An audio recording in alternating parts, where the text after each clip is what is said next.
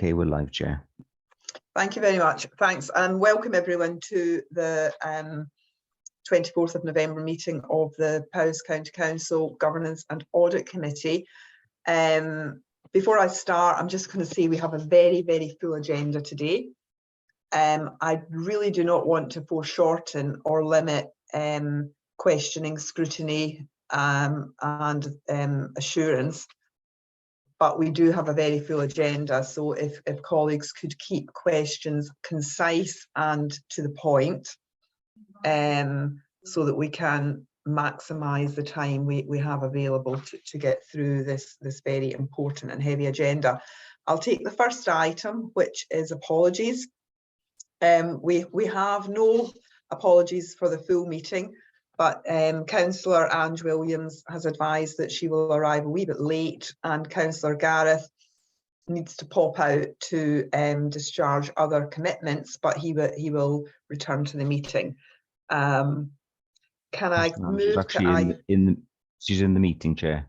Excellent, thank you very much. Good that Councillor Ange has arrived already. Thank you. I'll move us on to item 2, which is disclosures of interest, and ask members if there are any disclosures of items of interest that need to be made in relation to the agenda for this meeting. I'm not hearing any, and I don't have any raised hands, therefore I'm going to take that as a no. And I will move us on through the minutes and the action log from the meeting of the 30th of September. If we take them in the way that we have become accustomed to, turning the pages for points of clarification, correction, and matters arising, please. And if colleagues, I think for the minutes as we turn the pages, I think we can leave the raised hand. If colleagues would just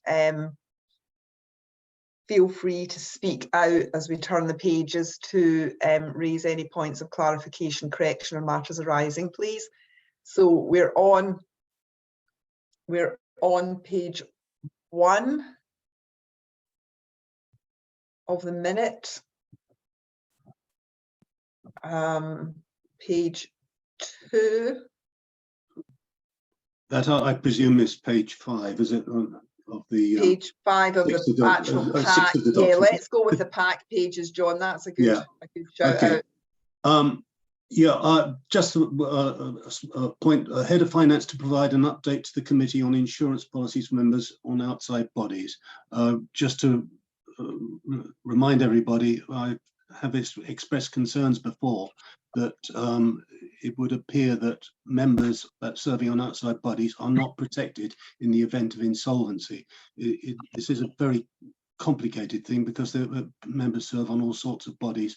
But I understand that there is something coming to a future meeting, but perhaps it might be thought prudent to warn members that of the potential jeopardy that they're in. Thanks for the question, John. That is extremely important. Jana, do you have an update on that, please? Yeah, I can confirm that report will be coming to your committee meeting in January. As requested, but I suggest that we do send an email out to all council members just to make them aware that they need to check the arrangements with their individual body, just to be clearer as to what level of cover they do have or not, and they can come and speak to us then if they have any concerns. Thank you, Jane. John, does that answer your question for the time being? It does indeed. Thank you very much. I think thanks very much. And when can we have that as a formal action point, that an email will be sent to members to whom this is relevant, please, in advance of having something at our meeting in January? Continuing to turn the pages then, I'll use the pack numbers. So moving on to page 6.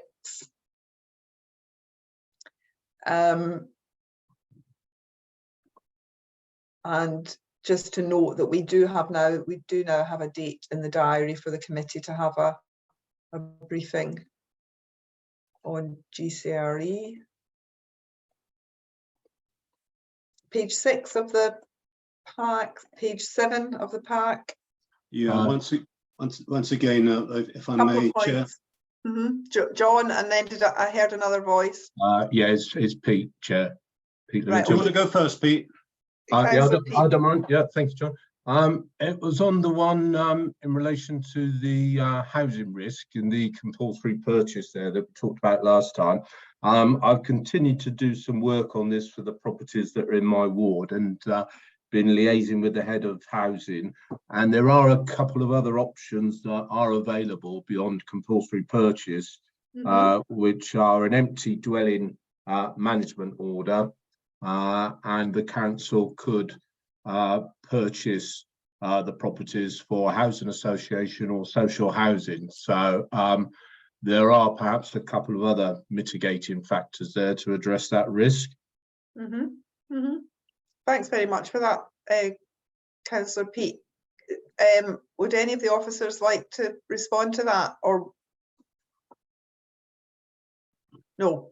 Not at this stage, Chair. Thanks very much, Jane. I think we need to record Councillor Pete's remarks and ask if that can be taken forward as an action point to seek further clarification in support of what Councillor Pete is endeavouring to do. Thank you, Chair. Continuing to turn the pages. Lynn, sorry, John. Sorry, John. It's quite all right. My question really was on, I have expressed concerns during the process of bringing HALPS back into house, and in particular what I will call the architect's office and intellectual property. And Jane, I think you agreed last meeting to keep an eye on that, and I just wondered what progress had been made. Thank you, John. Yes, I've asked some questions of our architects team to make sure that we have the necessary assurances. They have provided me with an update, but I'm just waiting for Clive Pinney, our legal officer, just to have a view of what they've submitted to me, just to make sure that he is comfortable from a legal perspective. Once I've got that, I can then share it with the committee. Thank you, Jane. And as we move through page 8, so we've page 8. John, I think you might have, you've got something there else on HALPS. The IP, John, did you want to? I thought that's what we just answered. Right. Okay. So that's dealt with. Thank you very much. My concerns around HALPS have always been around the intellectual property side and the designs, to make sure that we retain title for what we paid for. Thank you. Right. Okay. I'm moving on to corporate fraud on page 9. Continuing to turn the pages. And we are at the end of the minute proper. Integrated business plan. Integrated business plan. Jane? Yeah, we've got a session after this committee to review an integrated business plan. Yeah. Good. Thank you. I had a comment. It's about the deep dives that we, it's I'm moving on to the matters arising decision tracker element, and I had a comment on the consideration of a deep dive into social care. This is in connection with the committee's intention to have some deep dives in connection with the risk register, and my understanding was that the deep dive into social care wasn't a holistic deep dive. It was specifically connected with the risk around the financial sustainability of some of our social care providers. So for the officers who will be coming to support that deep dive consideration, I think it's important that we're specific about the risk that we're examining and the financial sustainability point. It's not a holistic review into all aspects of social care. And I think we also need to, we'll come to the work plan later, but I do think we need to get these deep dives scheduled into the work plan for the forthcoming year. Yeah. Does anyone else have any questions about the emerging decision tracker? And I'm trusting when the lead officer, the completion dates, etc., will all be populated going forward. We'll follow that up, Chair. And that, as for the deep dives, I've got them marked in the schedule on the work plan. We'll come to that later. Okay. Just one point, if I may, Chair. On page 13, under Treasury Management, the debt policy to be shared with the committee, the comment is it was emailed to the committee in August. It was indeed emailed, but it hasn't been discussed by the committee. Looking at it, it seems to be an update of a document that was last looked at in 2015, and I'm particularly concerned that the committee should discuss the levels of authority, I think, surrounding any potential write-offs. So it might be useful to have that, I think, in a future meeting.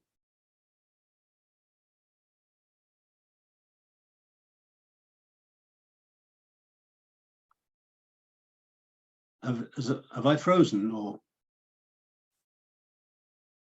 has Chair frozen? I think the chair has frozen. Ah.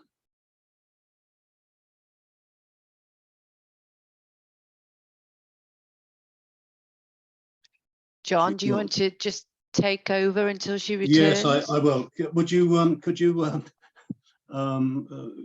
you got any comment to make on what I just said, Jane? Absolutely, yes. If committee wants to review that again, and specifically those elements, of course, we can programme that for a future meeting.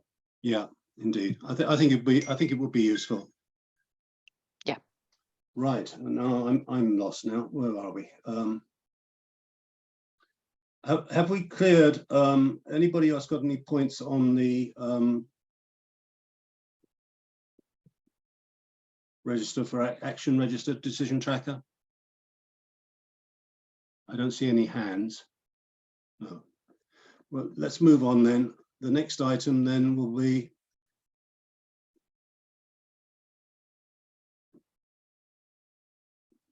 annual governance statement and the assurances.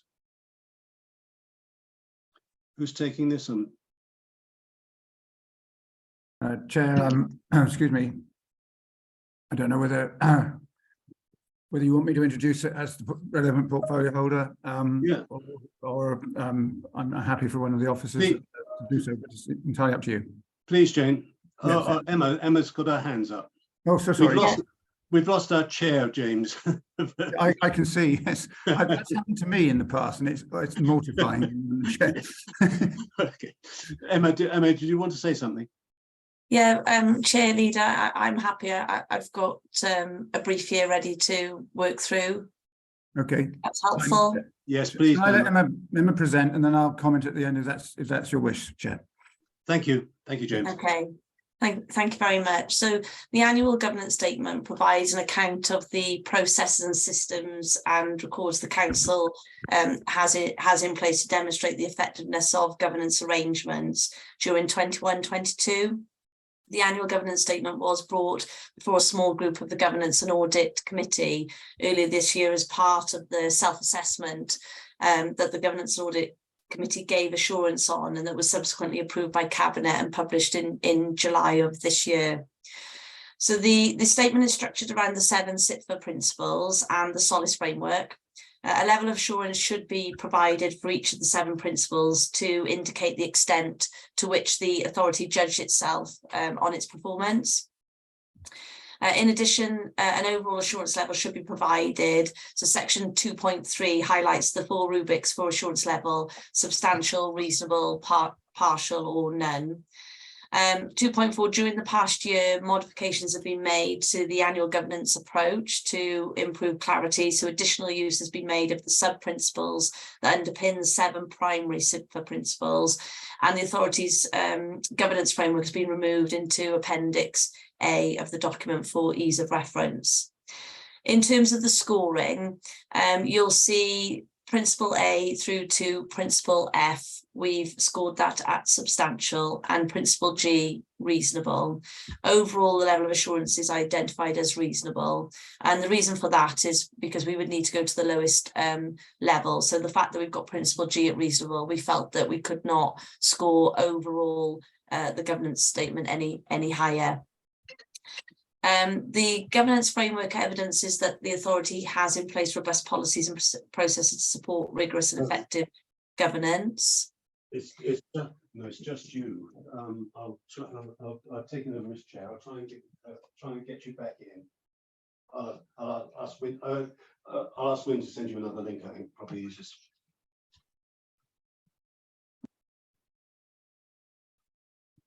The majority, 18 out of 22 of the planned actions listed in the 2020-2021 annual governance statement has been completed or are rated as being on schedule, with only 2 actions are rated as red, and these are attributable to the COVID-19 workforce disruption. There's clear evidence that significant changes and improvements have been made in response to regulatory and audit recommendations across all areas. Committee will be aware of the regulatory tracker that we now have in place. There's good evidence for a rolling programme review for policy and procedures, and there's good evidence for safeguards and accountability at all levels of governance and authority. The annual governance statement has been undertaken using a range of mechanisms such as our integrated business plan process, corporate plan and medium-term financial strategy. So we've aligned all of those elements. And the actions identified for delivery are then embedded in the integrated business plans for services as part of our strategic planning cycle. So committee will be aware that we report quarterly on our performance, and we do include within our quarterly performance, within the embedded dashboard that's in the report, our progress against the regulatory tracker. The recommendations are that the annual governance statement fulfills the authority's obligations under the Accounts and Audits Wales Regulation 2014. Adjustments in approaching drafting the 21-22 annual governance statements are acceptable, and the conclusions presented in the annual governance statement are fair and an accurate evaluation of the authority's obligations. And so we're seeking approval today from the Governance and Audit Committee. And just to close, we appreciate that in terms of process, we are already starting to bring together a number of officers from across the organisation to look at the process for next year, and we'll be recommending to Cabinet and ultimately the committee an improved overall process, so that the committee itself has time to give their views to the Cabinet as well for consideration. And that's it from me. Thank you, Chair. Thank you, Emma, and thank you in particular for the comments at the end. I know the chair would appreciate it. Wynne, you probably heard Lynn phoned me halfway through there and asked if she could have another link. She's apparently been thrown out of the meeting for some reason. I've sent her a link, John, and I've also tried to invite her in. Okay, that's fine. So I'm working on it. Let's hope she comes, because I'm floundering a bit. James, you wanted to come in, I believe. Only just a comment to say, just a briefly comment, Chair, and I'm happy to answer any questions from members, of course, as is, I'm sure, Emma, and I'm glad Emma presented it because she did a jolly sight better job than I would have done. Just to say, as an incoming administration and as leader, I'm actually quite reassured by this report. This is, as members will notice, is a looking back report, as is and tends to be the nature of these things. And so it's looking back at the previous council, if you like, and the way that it functioned. I think the judgment, the overall judgment of reasonable is probably quite sensible, although I am pleased that the vast majority of the principles, and I think all but one were described as good. So and the one that concerns me is Principle G, around the issue of transparency and accountability, and clearly that falls right on in my lap as leader. So I'm very keen that we make improvements in that direction, and I hope we are doing that. And it's certainly a very high priority for myself as we go on.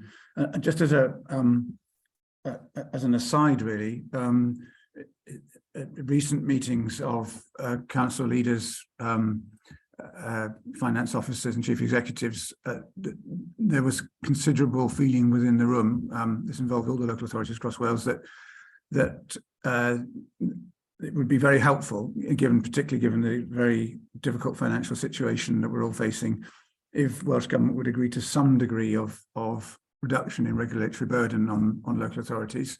I'd say everybody's pretty imprecise about that, and I'm not quite sure how that would be received at Welsh Government level. But clearly, I mean, this sort of report is very important, and I would hope that if there is any reduction in regulatory burden, that this type of report is not part of that reduction, because I think members and the public have an absolute right to know how well the authority is being governed, and that it's adhering to all those principles that are in the KIPFA framework. So I hope that's helpful.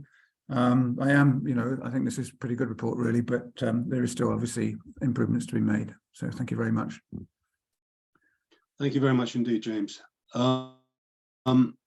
Councillors, members, have anybody got any comments to make, please? Gareth, I see your hand up.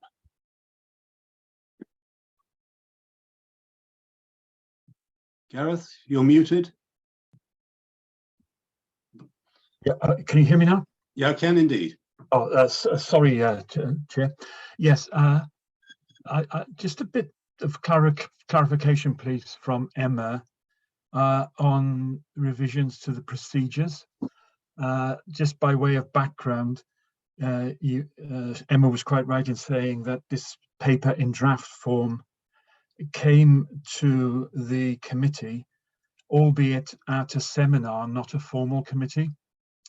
And given the importance attached not just to the Cabinet's approval of the statement, but also this committee's, going forward, are we going to have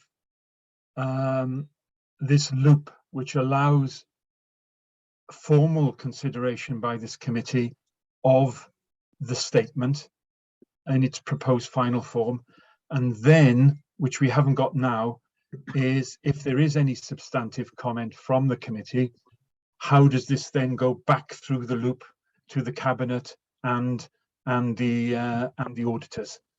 And I think that's something that would be very beneficial going forward, and you said you're going to address that, and hopefully there's nothing untoward from today, because if there was, would there be time for that loop to be gone through again, noting the importance of this document having to be signed off for both the council's accounts and the pension fund accounts? Right, thank you, Gareth. Absolutely. So there's a few things in terms of changing process this year, and the main thing was around the self-assessment was brand new for us underneath the Local Government Elections Act. So it was the first time as an authority that we had to produce that. And we made a decision locally to align with the annual governance statement. So it was learning for us as much as anything. And you're quite right that we covered that in informal. The short answer to your question is yes, absolutely. The meeting that's scheduled for next week is to make sure that we can do that double loop learning, which you're referring to. And so that we'll be looking at our learning from this year and then put that into a revised process for consideration for next year. And I know the way that the Cabinet want to operate is open and democratic, and I have to say, really supportive of the functions that Scrutinies and Governance and Audit Committee are undertaking. So I know we're pushing at an open door there, Gareth. So the work will commence next week on a revised process. And then that will be brought forward before Cabinet, and then yourselves, you'll be able to influence that early next year.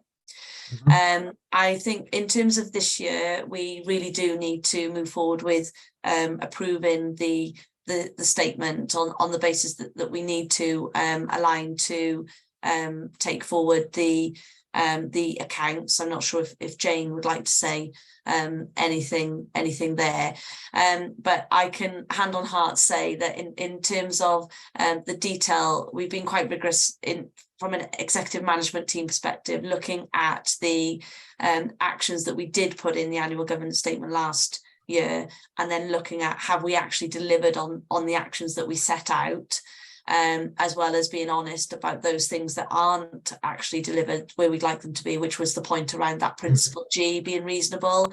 That's the one area that we hadn't made improvement on, and that's an area that we do need to focus going forward. And so it picks up on your points that you're making today as well, Gareth. So thank you. Oh, thank you. Thank you for that, Emma. I can concur that, you know, in previous discussions with the chair, I know she's anxious not to impede the process of signing off the accounts with this item, with this issue, but I think what you've said has addressed her concerns. I don't know if you agree, Gareth? He does, yeah. Councillor Peake, you've got something to say. Yeah, thank you, Chair. Just 2 points, if I may. I hope the first one's fairly easy. On page 25, 5.1 is blank, and I don't know if there's just the word none that's missing.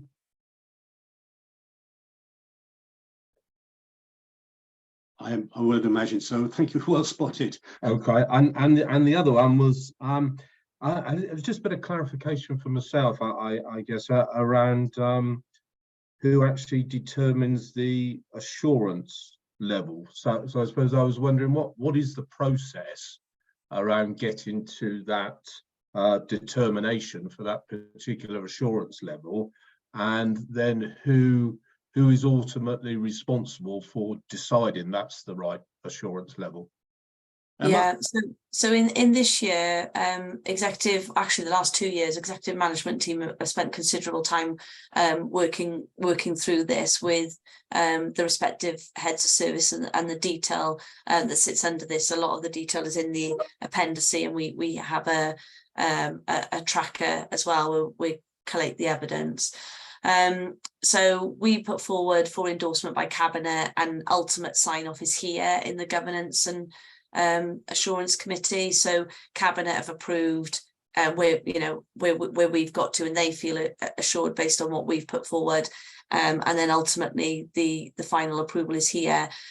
What we will do, though, as I mentioned earlier, next year is we will go through the process so that we've got we as EMT, we will do what we need to do. We will take that to Cabinet to seek assurance from Cabinet, and that endorsement we'll bring to Governance and Audit Committee. Governance and Audit Committee will again go through that process, be able to provide comment, and then we can also take those comments back to Cabinet, and then back through annual the Governance and Audit Committee if there's sufficient comment that this challenge maybe around how we've got to the scoring that we have, or the whether it's substantial, reasonable, etc. So that's the amended process that I was referring to earlier. Okay, thanks, Emma. Everybody else happy? Any other comments? Chair, I can see that Jane has got her hand up. Oh, so she has. Yeah, the background rather obscures your hand. Sorry, Jane. Sorry. Yeah, thank you, Chair. It's just to point out to committee as well that in this forms part of the statement of accounts, and our auditors have a view of the content of this as well. It forms part of their audit work as they're finalising all of that. So this will be considered by them as well, and they will look at the evidence provided and have a view, I suppose, in terms of the scoring that it's been allocated as well. So there's that separate check as well. Thank you very much, Jane. Very briefly, Lynn seemed to be back. Is she? I'm back, John. Can you just carry on for now until I orientate myself? Sorry. Yes, of course you can. Of course. Well, I think we've come to the end of the governance statement, unless anybody's got something they wish to say. No. Okay, that's fine. Can we then move on to the next item, which is the Treasury Management Report for Q2? James? Yep. Good morning, members. Sorry, just trying to unmute and turn my camera on. This is an update of the Q2 position at the end of 30th September 2022 on the Treasury management activities of the Council.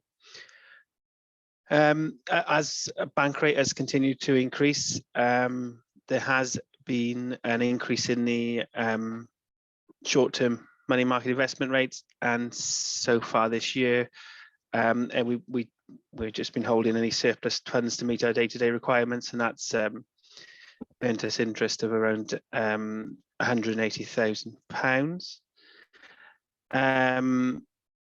We do look at what we can invest, but we do have a bit of, again, uncertainty around our cash flow requirements.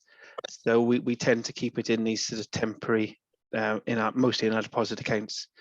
But we would look, if we had sufficient certainty and sufficient cash, we would look to invest it for longer, for higher return. We've had a revised agreement with Welsh Government for the Global Centre for Rail Excellence, and as part of that, we've had to repay 15.6 million of the £33 million repayable funding that we were holding. Other than that, there's no investments. There's an update there on the capital programme. It currently stands at sort of 96 million, including the housing revenue account, 74 million, which relates to the council. Currently, 42% or 40 million of that is to be financed through borrowing, and the interest is charged to the revenue accounts. That's dropped slightly since the beginning of the year as we get more grants in. Again, we've got inflation is having a big impact on the schemes, and are they being managed within the existing funding envelopes at this stage. 3.19 gives you an update of the capital financing requirement, the original estimates, and where we think we are at the end of Q2. And as you can see, with schemes slipping on and extra grant funding coming in, we are in a slightly better position than we've estimated. 3.2 borrowing and rescheduling. As you can see from the chart in 3.23, there's been a huge increase in the PWLB Public Works Loans Board interest rates since the beginning of the year. Just as a thing, we took out some borrowing last year, around this time last year, at 1.35% over 50 years. That's currently just under 4% if we had to take it out this year. So there's been a huge gap. We haven't repaid any debt early, although in the quarter reported here, but we have managed to since then. We have repaid some debt that was due to mature anyway, so 1.5 million from the PWLB and 5 million from other local authorities repaid during the first quarter, and we got 5 million which is due to be repaid in the next quarter. 3.31 gives you a summary of the financing cost and net revenue stream. So you can see here our original estimate was it was going to cost 11.29 million. It's increased slightly to 11.56 due to the interest rates of the sort of the money we've had to borrow to keep the day-to-day cash flow of the council going. So that's increased slightly from 3.7% to 3.8%. There's economic forecast there and as an appendix to the report, and we've also got an updated table of the sundry debt position at the 13th of October. So it's up slightly on what was reported in the last quarter. And we can also see that we've included a table from our debt team of what was raised in each year, what debt gets collected. But it should be worth noting that not all debt is able to be collected, because it may be set against people's houses of people going to care and things like that. So it only becomes feasibly collectible at a point in time. The recommendation is just this it's provided for information, and there's an economics update provided by our Treasury Advisors link towards the end of the report. But just be aware that was provided at the 1st of October, and with the economics as it stands, it's probably changed quite a lot since then. Thanks, Annie. That covers the report. Any questions? I've got a couple, but I've got a couple as well, John. But well, you fire away, Lynn. Okay, and Councillor Pete's got a question too. Can I just take you back to paragraph 3.24? The public works, and I was really just wondering about the likelihood of doing this, which didn't read very likely in the paper, but if you could explain the likelihood, and if a decision was made to purchase assets for yield, what is the governance around that? Go on, James. Now I'll let you go. There is nothing in the capital programme or the 5-year plan that was approved last year that is assets purely for yield.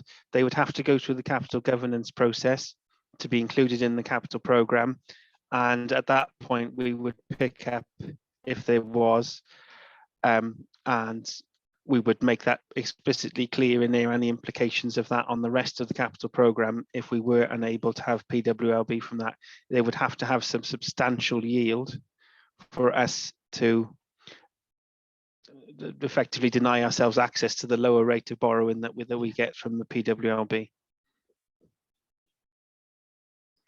You're on mute, Lynn. So the approach you're taking is a very prudent approach then? Yes. Yeah, thank you. The other question I had was linked to the sundry debt, and obviously noted the adult social care and your comments about selling people's houses and things like that. So I kind of recognise that. One of the questions that prompted for me, which is slightly different, is that what kind of activity do you find in terms of pursuing deliberate deprivation of assets? I can't answer that. No, I'm afraid. That's okay. Don't worry. I'll maybe pursue that somewhere else. No, that's fine for me. I'll bring in Councillor Pete. Yeah, thank you, Chair. Yeah, it's just a quick question, James. You mentioned earlier about repaying loans early, and I just wondered why, I suppose, if they're at favourable rates. Is it because the money's ring-fenced for a project that's finished, or? No, none of our borrowing is specifically linked to a specific scheme. It is there linked just to support the financing requirement of the capital programme, past and present. It may be that we have debt with different interest rates. So that, as I mentioned, we took some out last year, 1.35%. We have some old debt at around 8%, very small amounts. But what has happened recently is that the gilts markets have increased with the uncertainty of the various change in prime ministers, and that has allowed us to repay a couple of what were formerly LOBO loans, with a premium for repaying them. And if we can manage with a bit of temporary borrowing for the next couple of years and get in a lower rate, we'd effectively be repaying a loan with we would pay a small penalty for repaying that loan early. And instead of having to pay that at a sort of 4.3% for the next 35 years, we could then in 12 months time go out and get some longer term borrowing at a lower rate. So it would be, and overall would be creating a saving to the council there. Okay, thank you. And Councillor William. Thank you, Chair. You're a great team effort this morning. I've had some technical challenges as well. So, James, thank you very much for this report. Huge amount of detail to take on board. I just wanted to drill down on 3.48, the reference to the debt recovery team, a small full-time equivalent group of 5 when fully up to strength. There's reference made there to the fact we're carrying some vacancies. I just wanted to seek reassurance on whether you're in a position to give it yourself, or that would come from others on the call or otherwise, but that we are making really earnest efforts to fulfill those to fill those vacancies, because it's clearly an area where we're going to have increasing strain in the circumstances we're in, and I'm concerned that team is under strength at the moment. I'm sure you share that concern, but could you give us just a little bit of a picture of what that role entails, and as I said, the reassurance that we're making that a priority, because this could potentially, I think, interface with some pretty vulnerable people in terms of the indebtedness, and looking at our wider mission and responsibility as a council, as well as the need to obviously to secure as full a level of payment as possible. But thank you very much. Thanks very much. Jane, do you want to take that? Yeah, I will. I think David's put his hand up as well. Now, David is closer to what's actually happening in the team and the situation now in terms of vacancies. So I'm sure he'll be able to update the committee. But absolutely, this is an element of which we've been focusing on more recently. We've even identified the potential to put another member of staff into that team, as long as we can recruit to it. And just recognising that we need to manage this very carefully. So we're doing that. We're also looking at the structures of the teams more widely to add some resilience across the board in financial services as well. So we'll be sharing that no doubt at some point in the future, but that work is underway. So I will ask David to come in, because he'll be able to tell us where we are in terms of those vacancies at the moment. Yes, good morning. We currently have, we've recruited successfully to all bar one vacancy now, so we haven't to go out to recruit again.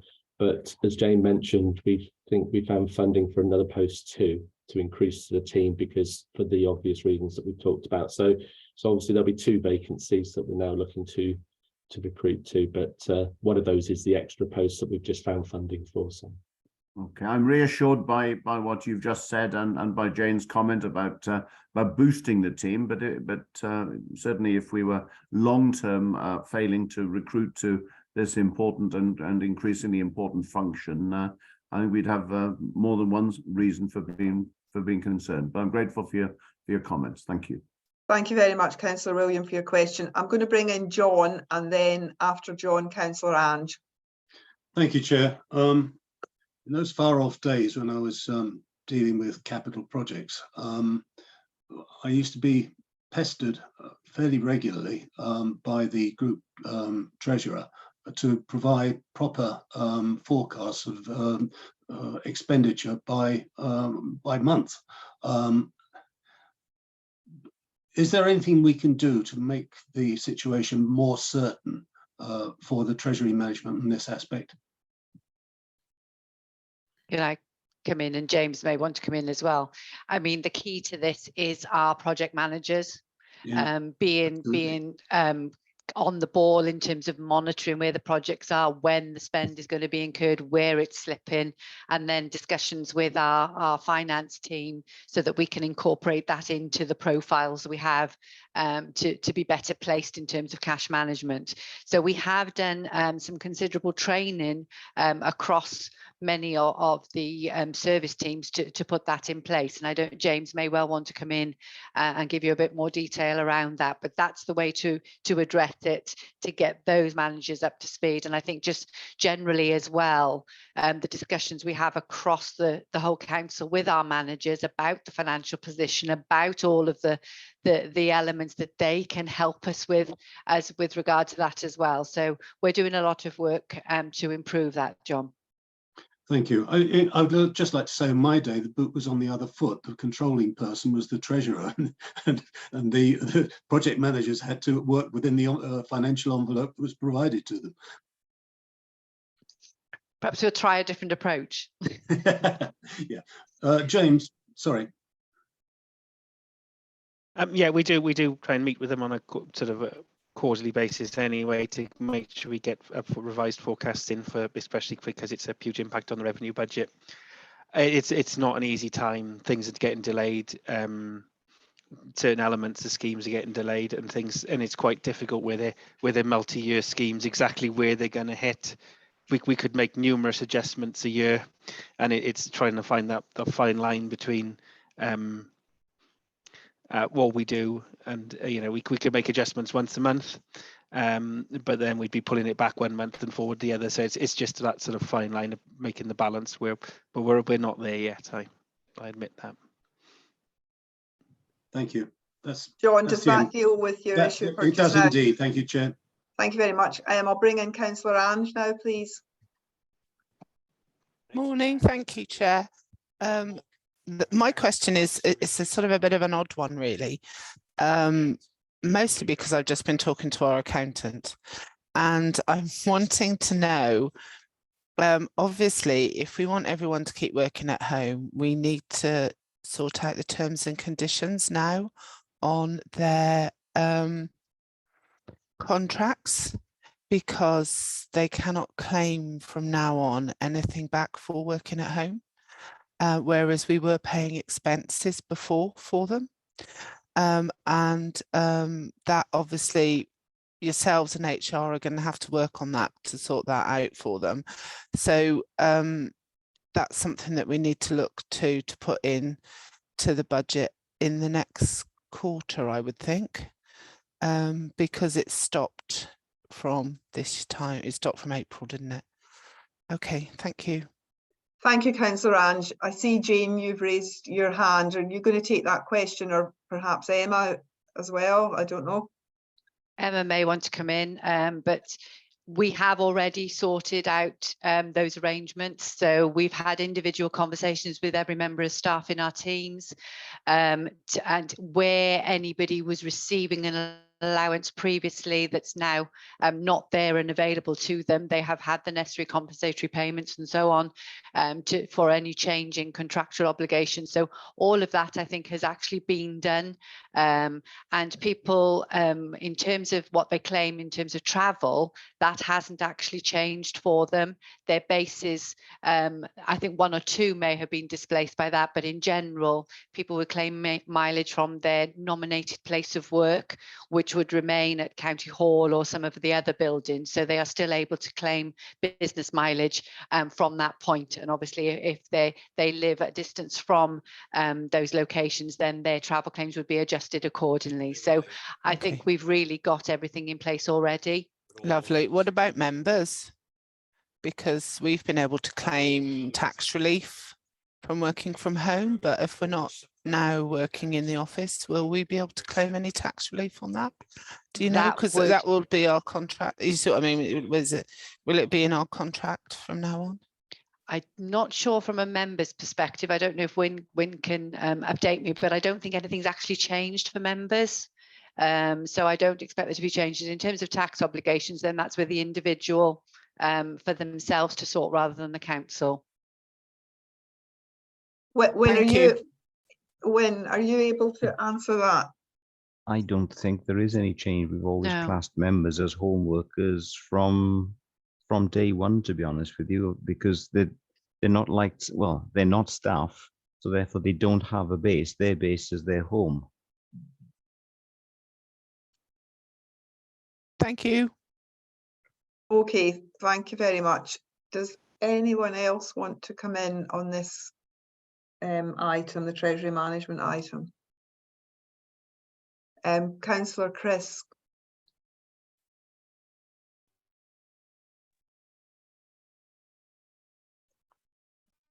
Thank you, Chair.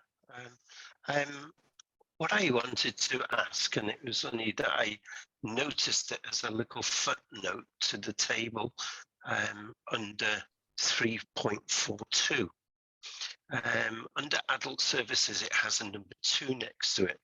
And then there is a figure of 1.5 million outstanding debt with the local health board that sits outside of that figure. I just wondered why it was sitting outside of that figure, and was there any additional commentary to go with it?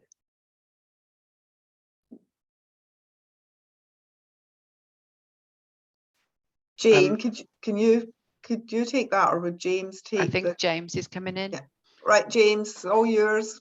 We had a change of finance system a few years ago, and as it stood, that debt was not brought across into the sundry debtors system, so that's why we've reported it. It's not. This is a report straight from our current finance system, and that debt has not yet been brought over onto the new system.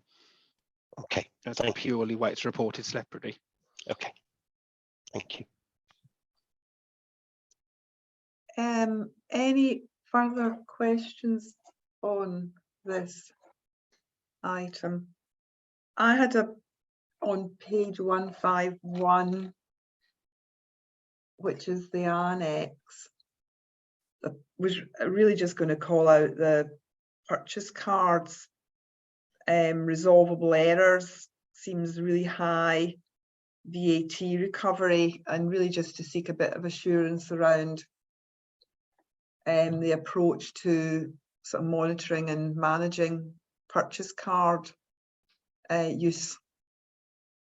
Yeah, if I come in for that one, I think it's something that we are focused on, because obviously we don't want to not be claiming for VAT and anything that benefits us. So we do monitor these quite carefully. If we feel somebody that holds a card is not undertaking everything in line with the guidelines that we issued, then we can withdraw purchase cards from people, and we have those discussions then with their managers and so on to explain why and what needs to change before we could resubmit them.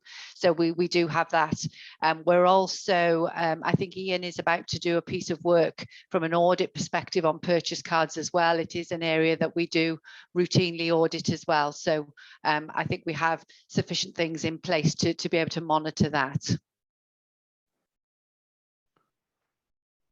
Thanks, Jane, and it will be helpful if there's also a forthcoming internal audit. James, did you want to add anything there?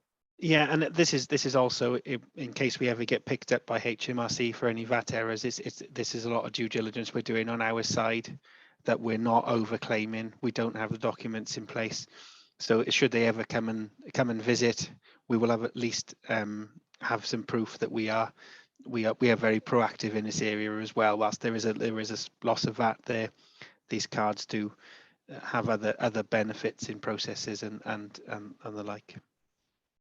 Much appreciated, James. Thank you very much for coming in on that. If there are no further questions on the Treasury Management item, I'll move us on to item 6, which is corporate fraud and error, the Q3 report, and David Morris is leading on this. No further questions? Well, we'll move on to David and item 6, please. Yes, thank you, Chair. Good morning, everyone. So I'm pleased to present for information discussion by the committee the corporate fraud and error report up to the end of Q3. I'm going to take you through the report, just briefly highlighting sort of various elements from each section, and then invite discussion at the end for anything for clarification. That'd be great, thank you. So just moving straight into section 2, which is around the fraud and money laundering policies, which are all in place. We have had some further comms out though to everyone, just reminding about the work of the team during National Fraud Awareness Week, which was a couple of weeks ago. And then in the next quarter, we're planning to do some rollout of the mandatory fraud awareness training package for the council. That's for staff and councillors, which is hopefully going to be quite an interactive fraud awareness session and package of sort of training materials for staff and councillors to engage with. So we've gone and purchased that as a sort of a licensed product and then tailoring it a little bit. So we're looking to roll that out next quarter, which will really hopefully give us a really good fraud awareness and thoughtfulness across the council. We're also planning next quarter as well to roll out some member training as well, conducted by Dyfed-Powys Police. That's also taking place around fraud awareness and cyber fraud awareness training too.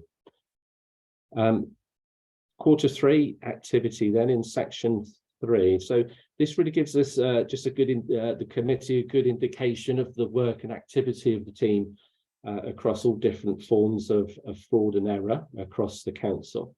So currently we're doing lots of different fraud error review and activity work that goes on. And the results of that are found there at the end of quarter 3 in section 3.3. So lots of different case outcomes. We've currently got 32 fraud cases ongoing. Some non-action cases are being obviously found too. But in 28 cases, we found fraud proven across those different sort of areas of service delivery or services, sorry. So those are where we found fraud activity actually to be proven in those particular areas. The section 3.4, I just wanted to bring committee's sort of attention to next quarter's report. We would like in the next quarter to have some indication from committee if they have any views around the team's work for the next year. So is there any areas of concern they think that might be helpful to help form our work plans for 23-24 for the team? So that's just a little sort of early warning, but it'd be good to have a discussion with committee next time to help shape our work plans for next year. Thank you. Moving on to section 4 is around our gains and our outcomes to the end of quarter 3. So these are all accumulative figures. So all the cases are cumulative that are mentioned in section 3. And these are the gains and outcomes that we've had, again, that are accumulative as well. So the overpayment gains so far to date in this year are 210,000 across all the team's work, both in terms of fraud and error. And those are recoverable overpayments. So we look to seek to get that money back in because there is something that needs to be corrected from the where. The income gains, though, is what we consider the work of the team has done to stop income being lost across the next 52 weeks. So if we stopped a fraud or we stopped an error from happening, we then multiply that by a 52-week multiplier, which is a standard sort of thing across fraud work across fraud teams that do that nationally as well. The team's investigations have not produced anything of significant concern during the last quarter that we want to raise and give to sort of highlight here to the committee. So there was nothing in there that we felt was of serious concern in the conclusion of the work that they've done in quarter 3. And then finally, section 6 of the report then is an overview of all the structural changes and work that we're doing to sort of respond to the recommendations by SWOP and by Audit Wales. And this work has been ongoing for quite some time, but there was a lot of work to do to get things in a right order from a fraud risk management perspective. So there's quite a lot of work activity that's now been done and completed, with some still to go. But we've also realigned some of the work as well, because as we go along, we kind of think, well, actually, that would fit better there. So we've moved some dates because we felt they were a better fit to follow on for something else. So, for example, one thing that we were going to do was offer specific fraud training to services, but we felt that would be better after we've done initial engagement following the fraud risk assessment work that was done by internal audit. So that felt to be better to offer specific fraud training where we found there to be a weakness in fraud risk So that's why we've moved some of the dates, because we felt it was logically better to do so. There's no areas of concern I have around there. We do still have a few areas of fraud risk assessment to be done by internal audit, which they're aware of and they're planning to complete soon. So it'd be great to get that done so we can move all of that forward as a whole as well. So that's the whole report that I'd like to present, and I'm now open, Chair, to questions. Thank you. Thank you very much, David. That's very helpful. I'll bring colleagues in, but I would like to just pick up on the very final point that you made about the internal audit, and perhaps Ian or you can answer that. So I suppose the question is, what does soon mean?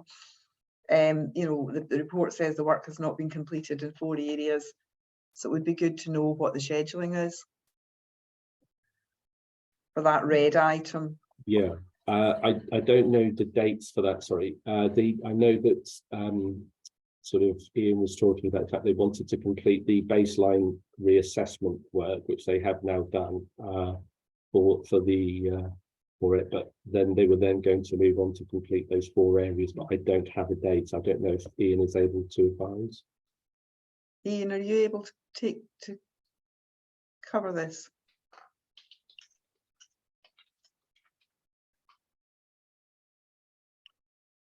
Well, I'm not hearing Ian, so well, let's hold that question. But in the interests of time, I'm going to bring in Councillor Peat. Yeah, thank you, Chair. Yeah, and yeah, thank you for the report, David, and obviously the good work that you and your team are doing there. Looking at the Q3 activity report, I think it's the table on page 155. And I think you talked about it, the 28 cases of proven fraud. So I suppose the first sort of point in my mind is what did we learn from those individual cases, and what's being put in place to stop those types of fraud happening again?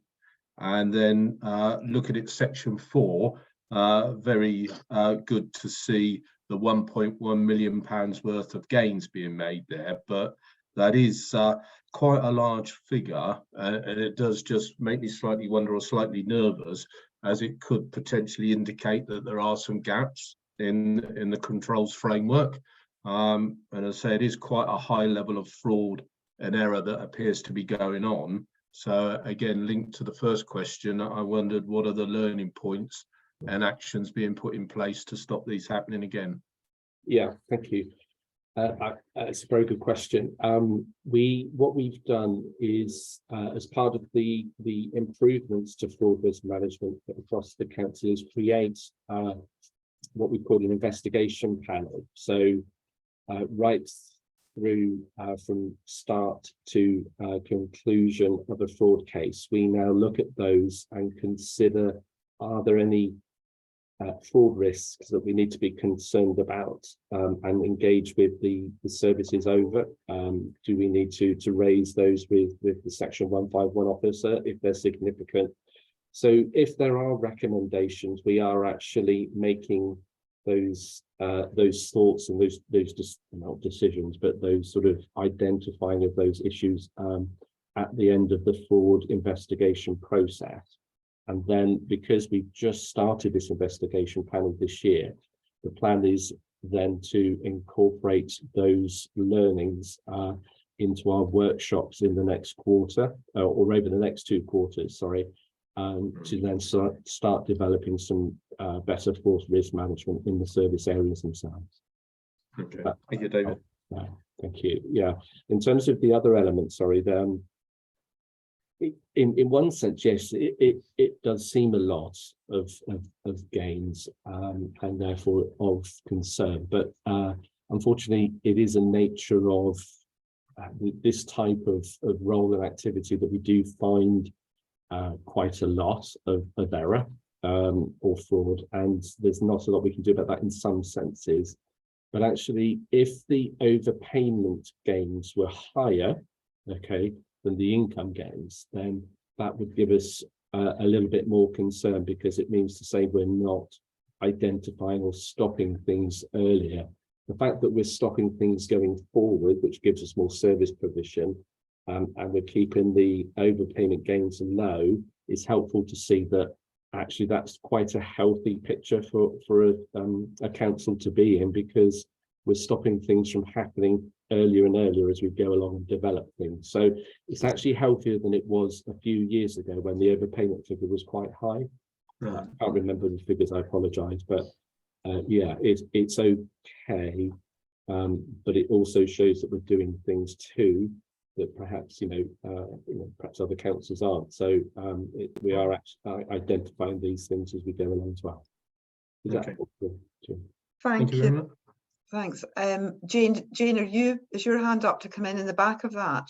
Yes, it is. Thanks, Chair. It's just to point out to committee as well that those gains, much of this fraud is fraud committed from the external side of our work against the council. It's not internal fraud that is generating the majority of this. There will be occasional cases, and those are clearly investigated.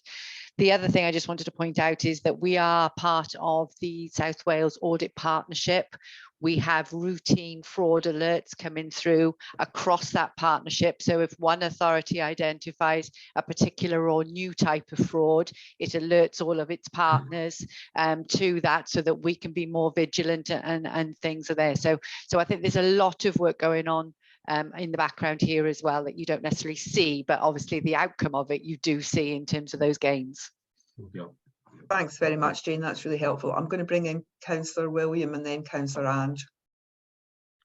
Thank you, Chair.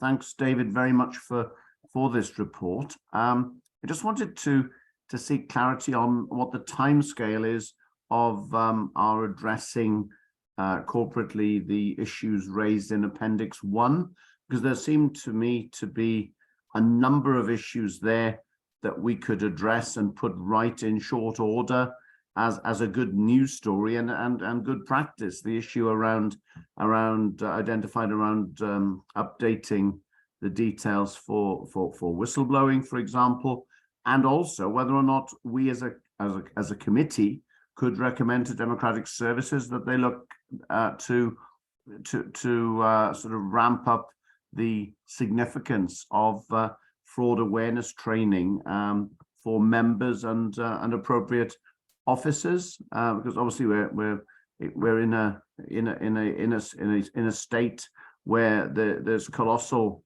fraud that has taken place from UK government down in terms of issues around COVID, and just yesterday there was something raised in respect of a senior member of the House of Lords over PPE contracts and so on. Our stuff is small beer and a drop in the ocean, but this is our ocean, and we've got some control over it. And it seems to me that we could inject a little bit of urgency in responding to these issues. I'm not clear as to what the timescale is. Also, one other question, if I may, and that is, I recall a few years ago receiving quite an impressive presentation. I think it was back in the days of the much lamented Shire committees, and we had some colleagues who gave a presentation about the work that we were doing as an authority even in sharing our own good practice, and we had a sort of commercial arm where we were helping other agencies and authorities to deal with fraud. I don't know whether I've missed that in this update or whether that's something we're less involved in now than we were, but it seemed quite a good thing for us to be taking a lead in as POIS, and I wondered whether there's still that element or whether we have that capacity now, or whether that's been redirected in the light of circumstances. Thank you. Thank you. Yeah.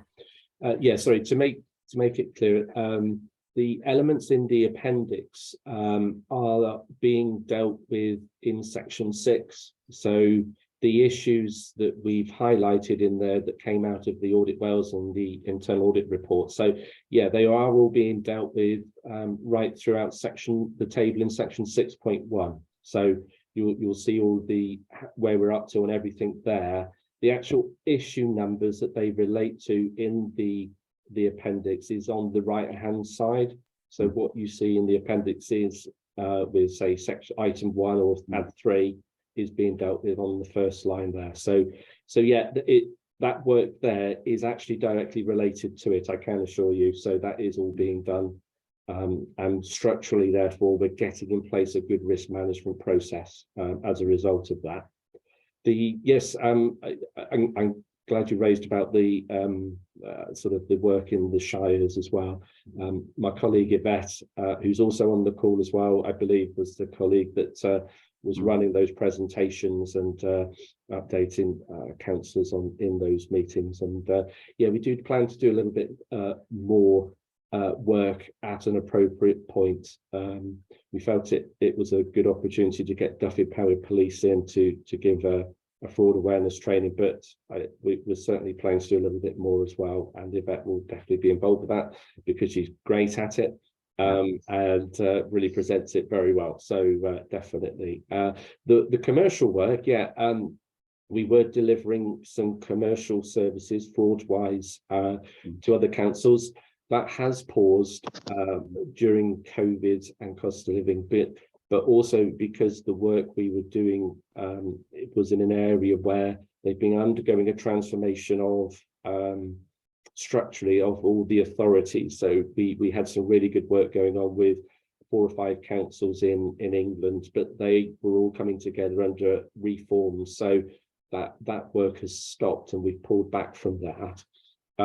When we have gone through this process of risk management in Paris and making sure fraud risk management is structurally in place, we will then consider looking wider again to share and partner with others with our fraud risk approach and our fraud services, definitely, yeah, because it is something we're keen to do so. Thank you very much for that. I think it would be really helpful if at the appropriate time that could be flagged at the local service board because of all the agencies with whom we partner. I'm sure they would like to draw on our expertise so that we're getting more value for the public purse and trying to bear down on this sort of antisocial practice of fraud, really. So thank you. Definitely. Thank you. Thank you very much, Councillor William. I'll move on to Councillor Ange, please. It was just a quick question really as to whether in our risk assessments we put in court costs or all our court costs cover by the CPS or police, because obviously it will be up to them, I'm sure, whether they take them to court, but do we have any costs from that in the risk assessment? No, we tend to take our own court cases. So if we do prosecute somebody, it's invariably we have our own solicitors who can prosecute.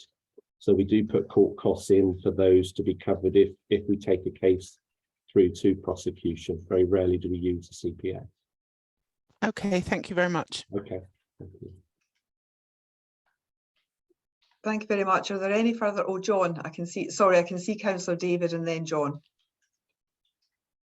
Thank you, Chair. I just wanted to take this opportunity to thank David and his team for the excellent work they've done around these recommendations that were raised by Audit Wales and the progress they made on them in particular. But I'd just like to highlight the third point on the list there, the amber point around the 650 users who haven't yet agreed to the content on net consent, which is pretty critical really if they can understand the seriousness of fraud. But I think we need to send a message out to heads of service that it's pretty well essential that they do address this issue fairly quickly, because it goes without saying that there's not an area of the council that can't be impacted by fraud. So I just hope that heads of service are picking this up and working to address that issue. But at the end of the day, I'd just like to thank David and his team. Thank you, Chair. Councillor David, thank you very much for that, and I echo your words of praise for the team, and thank you for raising that net consent point. It was on my list too, so it would be helpful to have assurance from officers that those prompts and reminders are being actively pursued. John. Thank you, Chair. Very briefly, David. There's been a lot of activity locally around here that for invitations to participate in Eco4 projects. We have had problems with ensuring that the right people. The projects were confined to those who were actually qualified to receive these benefits. Are you satisfied that the appropriate measures are in place for that now? Yeah, thank you. Yeah, it's a good point that's been raised, and I think that we do need a conversation with trading standards around making sure the claims on leaflets are appropriate. So that point has been raised by you, and I'm had some engagement with trading standards to see if that's the first appropriate point that we need to kind of go back to these businesses and ensure that it's accurate or not. The other element of it is, of course, if there is a fraudulent aspect to any of this activity that's going on at the moment around Eco4, it will be a report to Action Fraud, because we're not able to investigate that ourselves because it's against the public, not against the council. So, but yeah, we'll certainly be working with trading standards in the first instance, and then perhaps making recommendations around reporting it wider if there's a fraudulent aspect to it. Thank you, David. Thank you, John. Thanks very much. Are there any further questions on this item? No? Can we make an act? Is Ian on the call? Do we know if Ian's on the call? Not yet, I don't think, Chair. Right, okay, sorry, I had mistakenly assumed that he was attending for the whole meeting. Can we take an action then, please, Wynne, about the red item in the list of actions, please, so that we can get an account from Ian on that, please. If there are no further questions, we'll move on to the pension fund accounts, which Dan Paley is leading on behalf of the authority, and David Burridge and Bethan Hopkins for Audit Wales. So I'll hand over to Dan. Yeah, good morning, everyone. Yeah, the Governance and Audit Committee have delegated authority for signing the pension fund accounts. The draft accounts were signed by the Section 151 officer on the 30th of June and circulated to the committee on the 20th. Audit Wales received the annual report, which includes the accounts, on the 6th of September, and now their audit is substantially complete. Seminars for the committee were held on the 25th of July, and also last week on the 21st, this week, wasn't it? Monday, the 21st, where the first committee seminar presented the draft accounts, and the second seminar looked at the audit findings. So within the audit findings, the ISA 260, which I think David will present later, there was 2 listed corrected misstatements. The first one relates to, and this is in Appendix 3 of the ISA 260, relates to a reclassification of reinvested income, an amount of 1.2 million in 2021 and 1.3 million in 2021-22. This is reinvested income that the manager retains. We'd recorded it as investment income in our accounts, but our accounting policy actually states it should be a change in market value. So we've made that adjustment as recommended by audit. The second misstatement relates to level 3 financial disclosures. And again, this relates really to a working paper incorrection, where we divided the amount in a classification by 10,000 rather than 1,000. So that came at a £15 million adjustment we had to make between 2 categorizations. And I know I've circulated that work into the members of the committee as a result of the seminar from Monday. So today we're asking that the Governance and Audit Committee considers the letter of representation and the pension fund accounts, so that the chair of the committee and the head of finance can sign.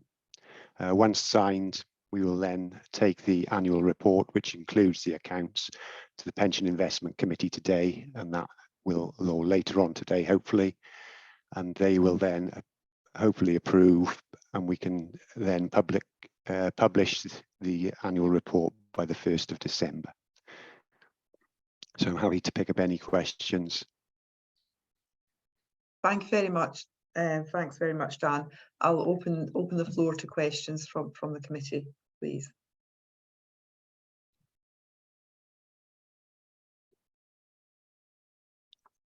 No further questions?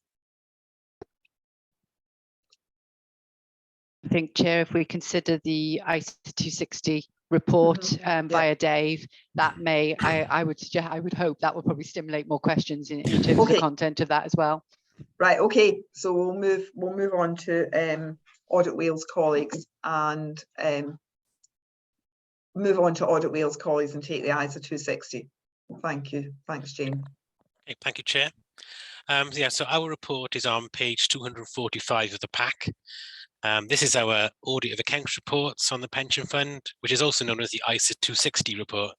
The ISA 260 because this is the auditing standard that sets out what we are, as your auditors, required to report to you as those charged with governance following completion of the audit. So the key message in the report to note is that, as stated on page 247, is that the Auditor General intends to issue an unqualified audit opinion again this year. And the actual audit opinion is contained in Appendix 2 to our report, and that then forms part of the annual report, which is on page 60 of the annual report, which confirms the Auditor General for Wales has given a true and fair opinion and the accounts have been properly prepared in line with the Local Government Code of Practice. So the Auditor General will be signing his opinion on the 29th of November, which will enable authority then to meet the 1st of December deadline for publishing the annual report and accounts.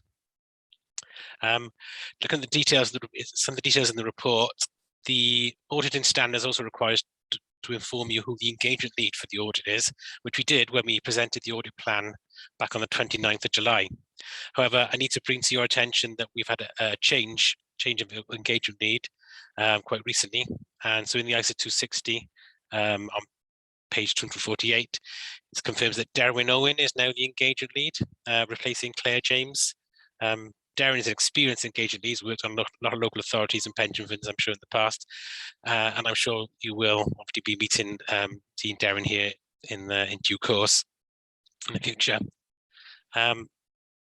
Page 249 sets out the lasting impact of COVID on our work, which, to be honest, hasn't been that significant on this audit, other than the fact that we started the audit much later than we would have done in previous years. So the actual audit time has been compressed into a tighter timetable than it was sort of pre-COVID.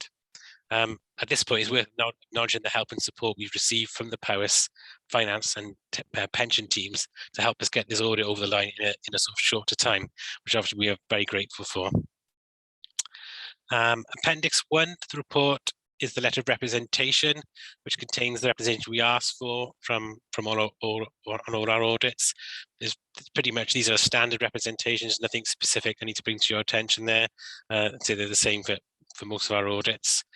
We just request that this letter is signed on the same day as the accounts are signed and then returned to us with the accounts. As Dan pointed out, there were no uncorrected misstatements in the accounts, so everything we found was corrected.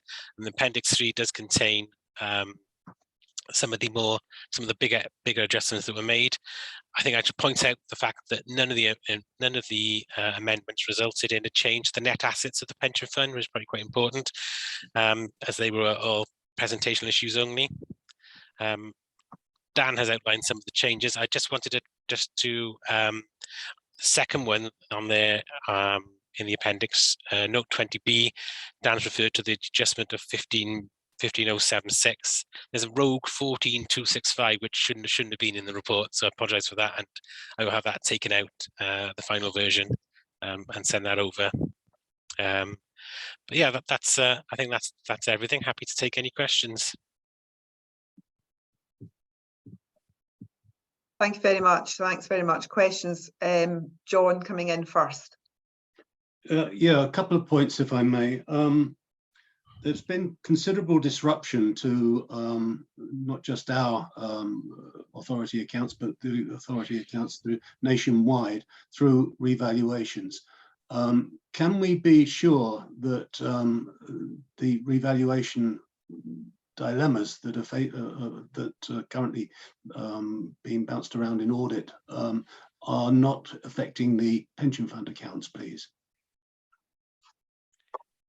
Yeah, from the point of view of revaluation of it's been an issue on fixed assets, buildings.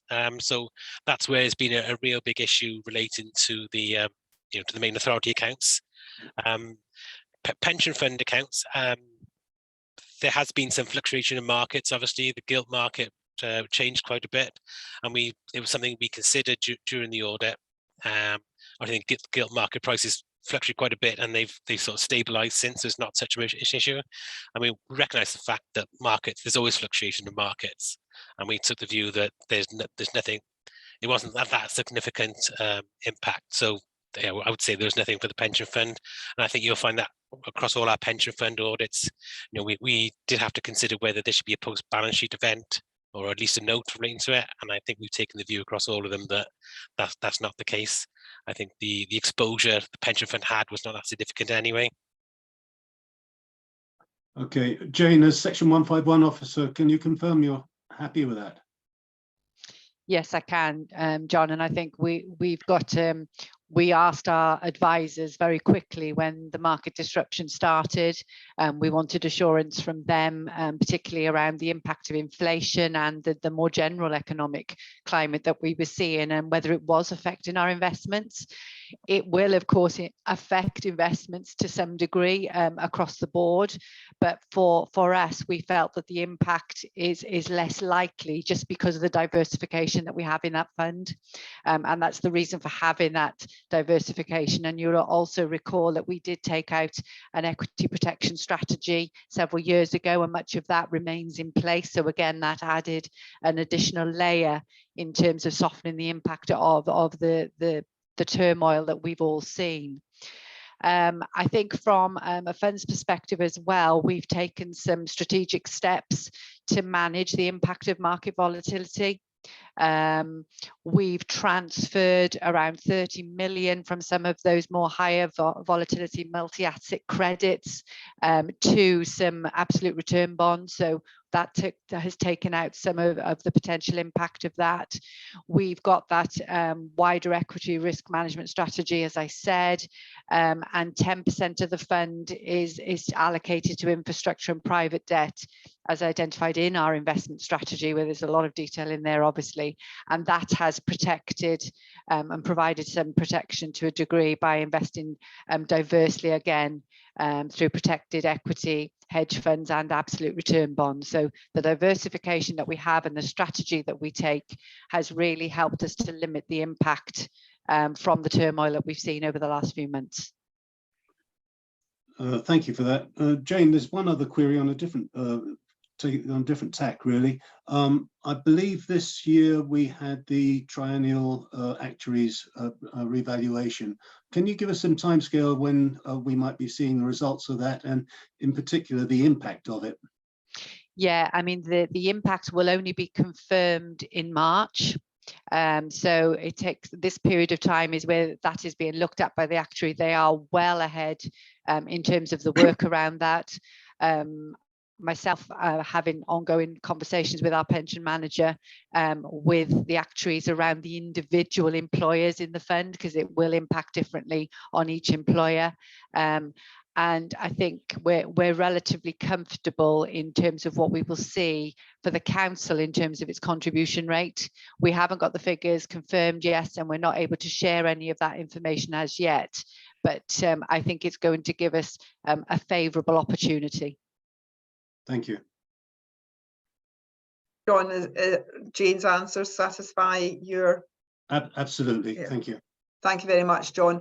Any questions from other members to either Dan or our Wales Audit colleagues, David and Bethan? No further questions. Well, if there are no further questions, I'll refer members to the recommendation, which, as Dan helpfully reminded us, there are two recommendations. One, the first is that Governance and Audit Committee consider and approves the 2021-22 pension fund accounts and letter of representation, which can then formally be signed by myself as chair and Jane as section 151 officer. So I will seek committee members' approval there by a show of hands, please, so that we have that confirmed. Thank you very much, colleagues. Thank you. And the second recommendation is that the Governance and Audit Committee considers and approves the 2021-22 annual governance statement, which can formally be signed by the leader and the chief executive. So similarly, I will ask for a show of hands in that respect.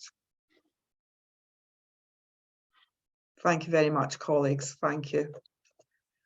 If there are no further matters on that item, I will move us forward to agenda item 8, springing forward workforce management. So this item will be led by Emma Palmer, and I understand Councillor Jake Berryman has also joined us for this item, and the item comprises the Audit Wales report and the management response to that report. Councillor Berryman, can I bring you in first and then Emma in support? Of course, thank you very much for inviting us today. It's always lovely to come along and have something positive to present. And this morning, I think we have a really positive report springing forward. Sounds positive from the very title of it. And of course, I think there's some really useful commentary there, and how we have responded to it, I think is helpful and positive too. But just thank you for the opportunity. I'm going to hand over to Emma to take you through some of the detailed recommendations and how we're now taking this forward. Thank you. Thanks very much, Emma. Over to you. Thank you. Thanks, Councillor Jake. Thanks, Chair. I'm just wondering whether it would be okay, Chair, if Bethan came in from Audit Wales first, maybe to set some of the national context and then what that means locally, and then I could respond accordingly. Yeah, that makes absolute sense, Emma. Thank you very much. Thank you. Over to you first. Yeah, wonderful. Thank you very much. And thank you everybody for having me here today and allowing me to present on this report. So Springing Forward Workforce was a piece of work which was done in all 22 local authorities. And before we start, can I just extend my thanks to Paul Bradshaw and his team for their work with us on this, because we asked for an awful lot of documents and they were really, really helpful and responsive at getting those back to us on time. So it makes our job a lot easier when we sort of have all the information that we need. So it really is appreciated. Thank you very much. So I will be taking the report as read by the committee, if that's okay. I just wanted to highlight a couple of the sort of main points within it. So the main question that we were looking to answer in all of the local authorities is whether the council's strategic approach to its workforce is effectively helping the council to strengthen its ability to transform, adapt and maintain the delivery of its services in the short and longer term. And as Councillor Berryman has already sort of hinted at, we did find this was a really positive report. Actually, it was a really positive situation. So my overall conclusion was that the council does have clear plans and effective service planning arrangements to deliver its workforce planning agenda in the short and longer term, and it is working with partners and staff to do this. The three main conclusions that I came to as a result of this was that the council has clear plans for its workforce and there are actions to address recruitment challenges and current and future training needs. Bearing in mind this is all taken in the backdrop of very, very challenging recruitment nationally. So I think this really is about doing what you can with what you've got. And I think that that came out really clearly when we were undertaking the work. So the second was about collaborating with partners and supporting managers to deliver services. So the new ways of working strategy is obviously a major change across the local authority. And we did find evidence that although that's a really sort of difficult change sometimes for some people. You know, ways of working were changed massively during COVID, and that transition was obviously incredibly difficult for some people. We did find evidence that managers were being supported to support their teams to deliver that change. So although these things are never going to be really smooth sailing, there were arrangements in place to support that process, which was really, really positive. And finally, that there are arrangements for monitoring workforce activity. I think the important thing to recognise here is that there are requirements around sort of benchmarking which needs improvement and visibility and scrutiny, but there is evidence that this is sort of happening already. I will hand over to sort of Emma to talk through how that's being taken forward, but if I can just touch on the recommendation itself, if I may first. So there was only one recommendation made in this report with 2 sub-bullets. The first one was around highlighting workforce items to scrutiny chairs. Now, whilst we can't dictate, or nobody can dictate what appears on for the scrutiny chairs to look at, this was more around an assurance piece of work. So, for example, there's lots of activity going on in the local authority around recruitment projects. There was a big drive around social services recruitment, and then a review of how that recruitment campaign was undertaken. And there wasn't a huge amount of evidence that this was visible within scrutiny. And whilst scrutiny is often used to look at risks, it's really positive sometimes to be able to put some of those assurance pieces through and make sure that the work that's happening around this very important and high risk area around recruitment and workforce is visible to the relevant scrutiny committees. So that's what that was about. And the second point was around developing benchmarking activity on workforce with other organisations. This is not unique to Powys Council. I think if you went onto our website and looked at most, if not all, of the other reports on Springing Forward around the 22 local authorities, they'll all have most or all will have a recommendation around benchmarking, because it's just not something that's established at the moment. I think the important thing here is that the local authority recognise that there's a need to strengthen benchmarking. And when we were undertaking the review, the reason we've got sort of language like continue is because it had already begun. It's just about continuing with that and embedding it in the local authority overall. But that's going to be a regional, if not national effort, I think, which sort of can't be done alone, as you can imagine. So I think in conclusion, it was a really sort of ground up approach to training and development, and which really fed into sort of organisational needs.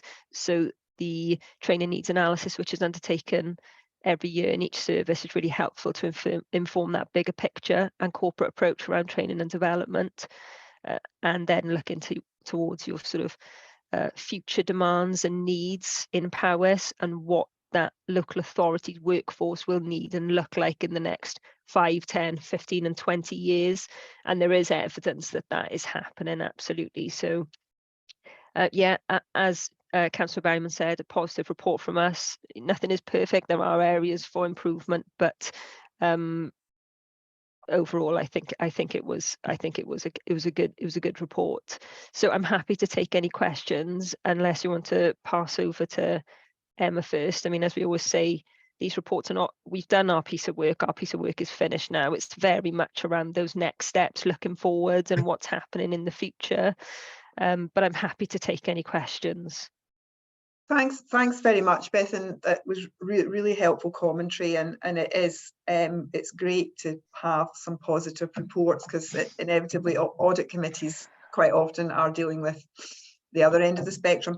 I just had a question about, before I bring Emma in, I had a question about the recommendation, and it was really around, are there any linkages, have there been any linkages between your work and internal audit work?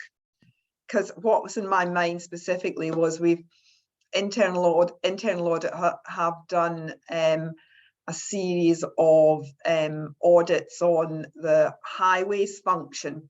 Okay. And it came through quite strongly, and the audit committee has had a sort of deep dive session on that, and it came through quite strongly that performance management and sort of compliance with performance management policies and practice was an issue in that space.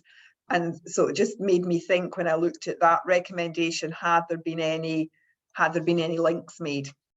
Not particularly with internal audit on this piece of work, but when you talking about performance management, are you talking about performance management in relation to the specific service there, or as right? Okay, no, because if we were going to do a piece of work on that, it would probably be a highway specific piece of work. This was very much around the sort of workforce development, that the more corporate look at things. Right. So that isn't specific to this piece of work necessarily. No, that's great. Thanks. And Emma, Councillor Peat wants to come in, so if that's a question for Beth, and I'll bring Councillor Peat in now, and then I'll come back to you, Emma. Yeah, yeah, thank you, Chair. Yeah, and thank you for the report, Beth. And I suppose as a new councillor, one of the things I sort of find slightly frustrating, whilst I do appreciate everybody is incredibly busy, is to raise a particular matter and be met with the phrase, it's on a list. And one of the things I would particularly find useful going forwards in terms of workforce management is, I suppose, a bit more of an improved dialogue with me as a councillor to get updates on that matter. But I think more importantly in the first place is to have some idea of the priority or ranking of that job, rather than it just being on a list. Sorry, Councillor, I might be sort of slightly misunderstanding. When you say the ranking of a job on a list, what is it specifically that you're referring to? Well, you may raise an issue, say for example, a highways issue, clearing drains, and you get back the message that, oh, that's on our list to do. Right. But you get no idea of when it's going to be done, its priority in relation to other areas.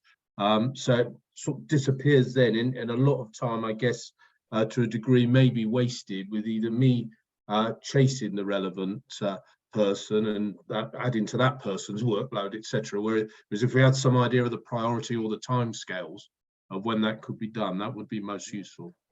Absolutely. So I think that's probably one for the organisation to come back on rather than me, I'm afraid, as that's not something that sort of formed part of the scope of our work.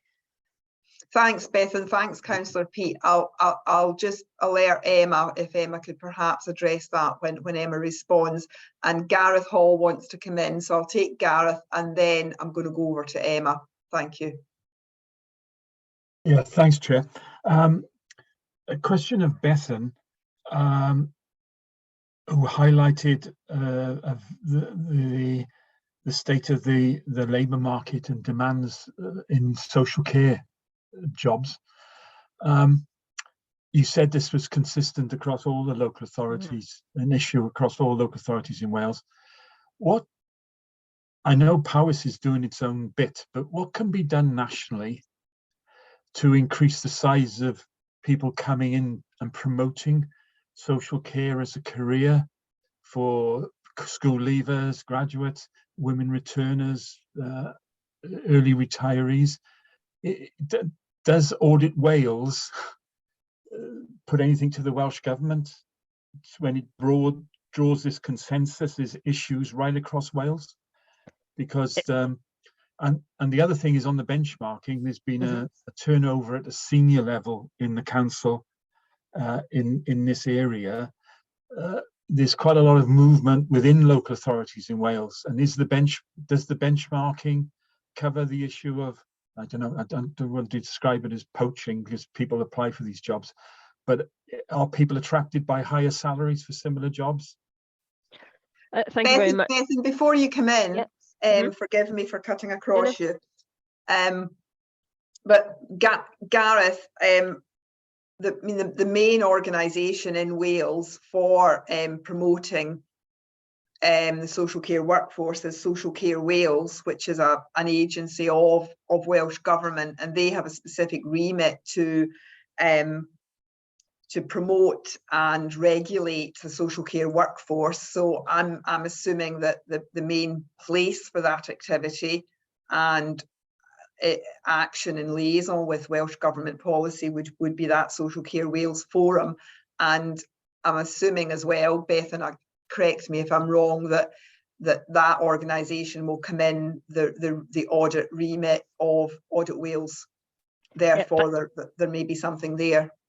Forgive me, approach you, Bethan. No, it's absolutely fine. No, that's really helpful, actually, and I think you're absolutely right. I think, Councillor, if I could solve or give you a solution to the issue of recruitment of social care in Wales, then I'd be a magician at this point, I think. But I think for us, I think the best I can do, really, I suppose, or one thing which might be very useful, is to have a look at some of the other Springing Forward reports which have been published on our website, which cover the other local authorities, because it's probably fair to say that nobody will have cracked recruitment into social care just because the demand versus capacity is sort of quite outweighed. But you will find areas or projects of good practice or things that have been locally successful throughout Wales. So I'm more than happy to post some links to some other reports. I can send them over to you, Emma, if you'd like, rather than people sort of searching our website for them. If you'd like to go through and have a look at some of the areas around social care recruitment or some local projects which have been undertaken, I think that it's sort of widely accepted that integrated approaches with health boards is successful, rather than this idea of recruitment from the same pool or, you know, poaching each other's staff, which I think has been probably an issue in quite a lot of areas. So I think that areas that have got that sort of joint approach to recruitment and retention and training are likely to be more successful, basically, because you're not sort of trying to move staff from one organisation to the other. And there are examples of that in Powys, because you do have joint projects with Powys Teaching Health Boards, you've got training academies, you've got joint recruitment processes, and you work very closely with the health boards, which puts you at an advantage when it comes to sort of recruitment. The main issue is going to be the pool of people that you're recruiting from, isn't it? Because it sort of just gets smaller and smaller. However, one of the reasons we put in that the council was well equipped in the short and long term is because there's evidence of training academies now and plans for the future. So you've sort of got both aspects covered there. Regarding benchmarking, now I think that's slightly trickier, because as far as I'm aware, and Emma can correct me if I'm wrong, there isn't necessarily a sort of national benchmarking around sort of HR workforce. You have things like how many staff work somewhere, but I think there's a sort of requirement from some HR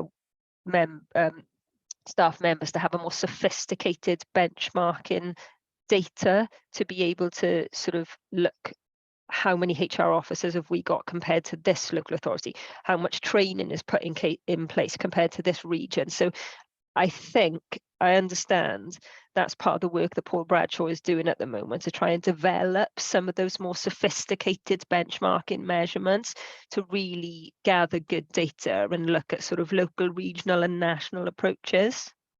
Hopefully that's helpful to answer your question, Councillor. Yeah, no, that does. So just one question comes out of it. Is there a conduit from Audit Wales into Social Care Wales to give them this feedback? Yeah, I mean, we work really closely with all the other organisations in Wales. So absolutely, those conversations happen around sort of national findings. I mean, this is a local piece of work, but there are national themes that come out of it, and the themes that come out nationally then get fed up to a range of different organisations. Absolutely. Thanks for your question, Gareth. It's really helpful, and thank you for your assurance, Bethan, that there is that sort of national gathering. I will now finally hand over to Emma to advise us on the authority's response to this particular report. Oh, thank you, Chair. I'll start. Paul would have liked to have been here today, but unfortunately he's not available. But which is a shame when you get such a positive report. Yeah. You know, as the head of Workforce and Organisational Development, he really would have welcomed being here. So credit to Paul and his team, and also the engagement across the organisation. Actually, there's been a significant shift, I think, in co-production really across the senior leadership team of the organisation. There was a day when we would say workforce plans and there'd be a question mark around, you know, what do they involve, and actually as part of the integrated business planning process element that Jane has led on over the past couple of years, it really has been part of that process and aligned as well with our planning and our medium-term financial strategy. So a whole team approach. Nevertheless, still elements to that we can still improve, as you've seen in the recommendation that we've been given. So I'll just touch on our response to the recommendation, and I'll try and pick up on some of the wider points that have also been raised in the discussion so far today. As Bethan said, the recommendation that we received is in two parts really. The first part around that link in terms of scrutiny chairs and raising that profile around workforce. And as Bethan said, it is up to to each of the scrutinies to determine whether they want to include workforce in respect of their work programming, and that will be a matter for us to have the conversations with them. I know that Paul has already picked this up with the economy scrutiny. I'll shorthand because it's broader than economy, but the economy scrutiny that Councillor Ange chairs, and he's already spoken with Lynette and Nina, our Director of Social Services and our Director of Education and Children, for them to be picked up in their respective areas. The second part is that benchmarking that Bethan said. The only benchmarking that I've been aware of for probably since my time in local government is around sickness.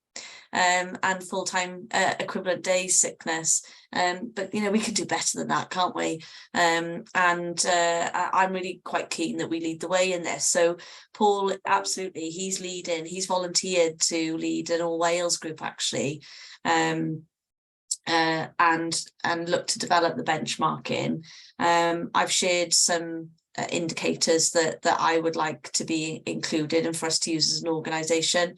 Probably more on a granular level, more on the HR side than OD. I know, Bethan, you touched on OD, so that's a good reminder for me there in respect to that training, etc.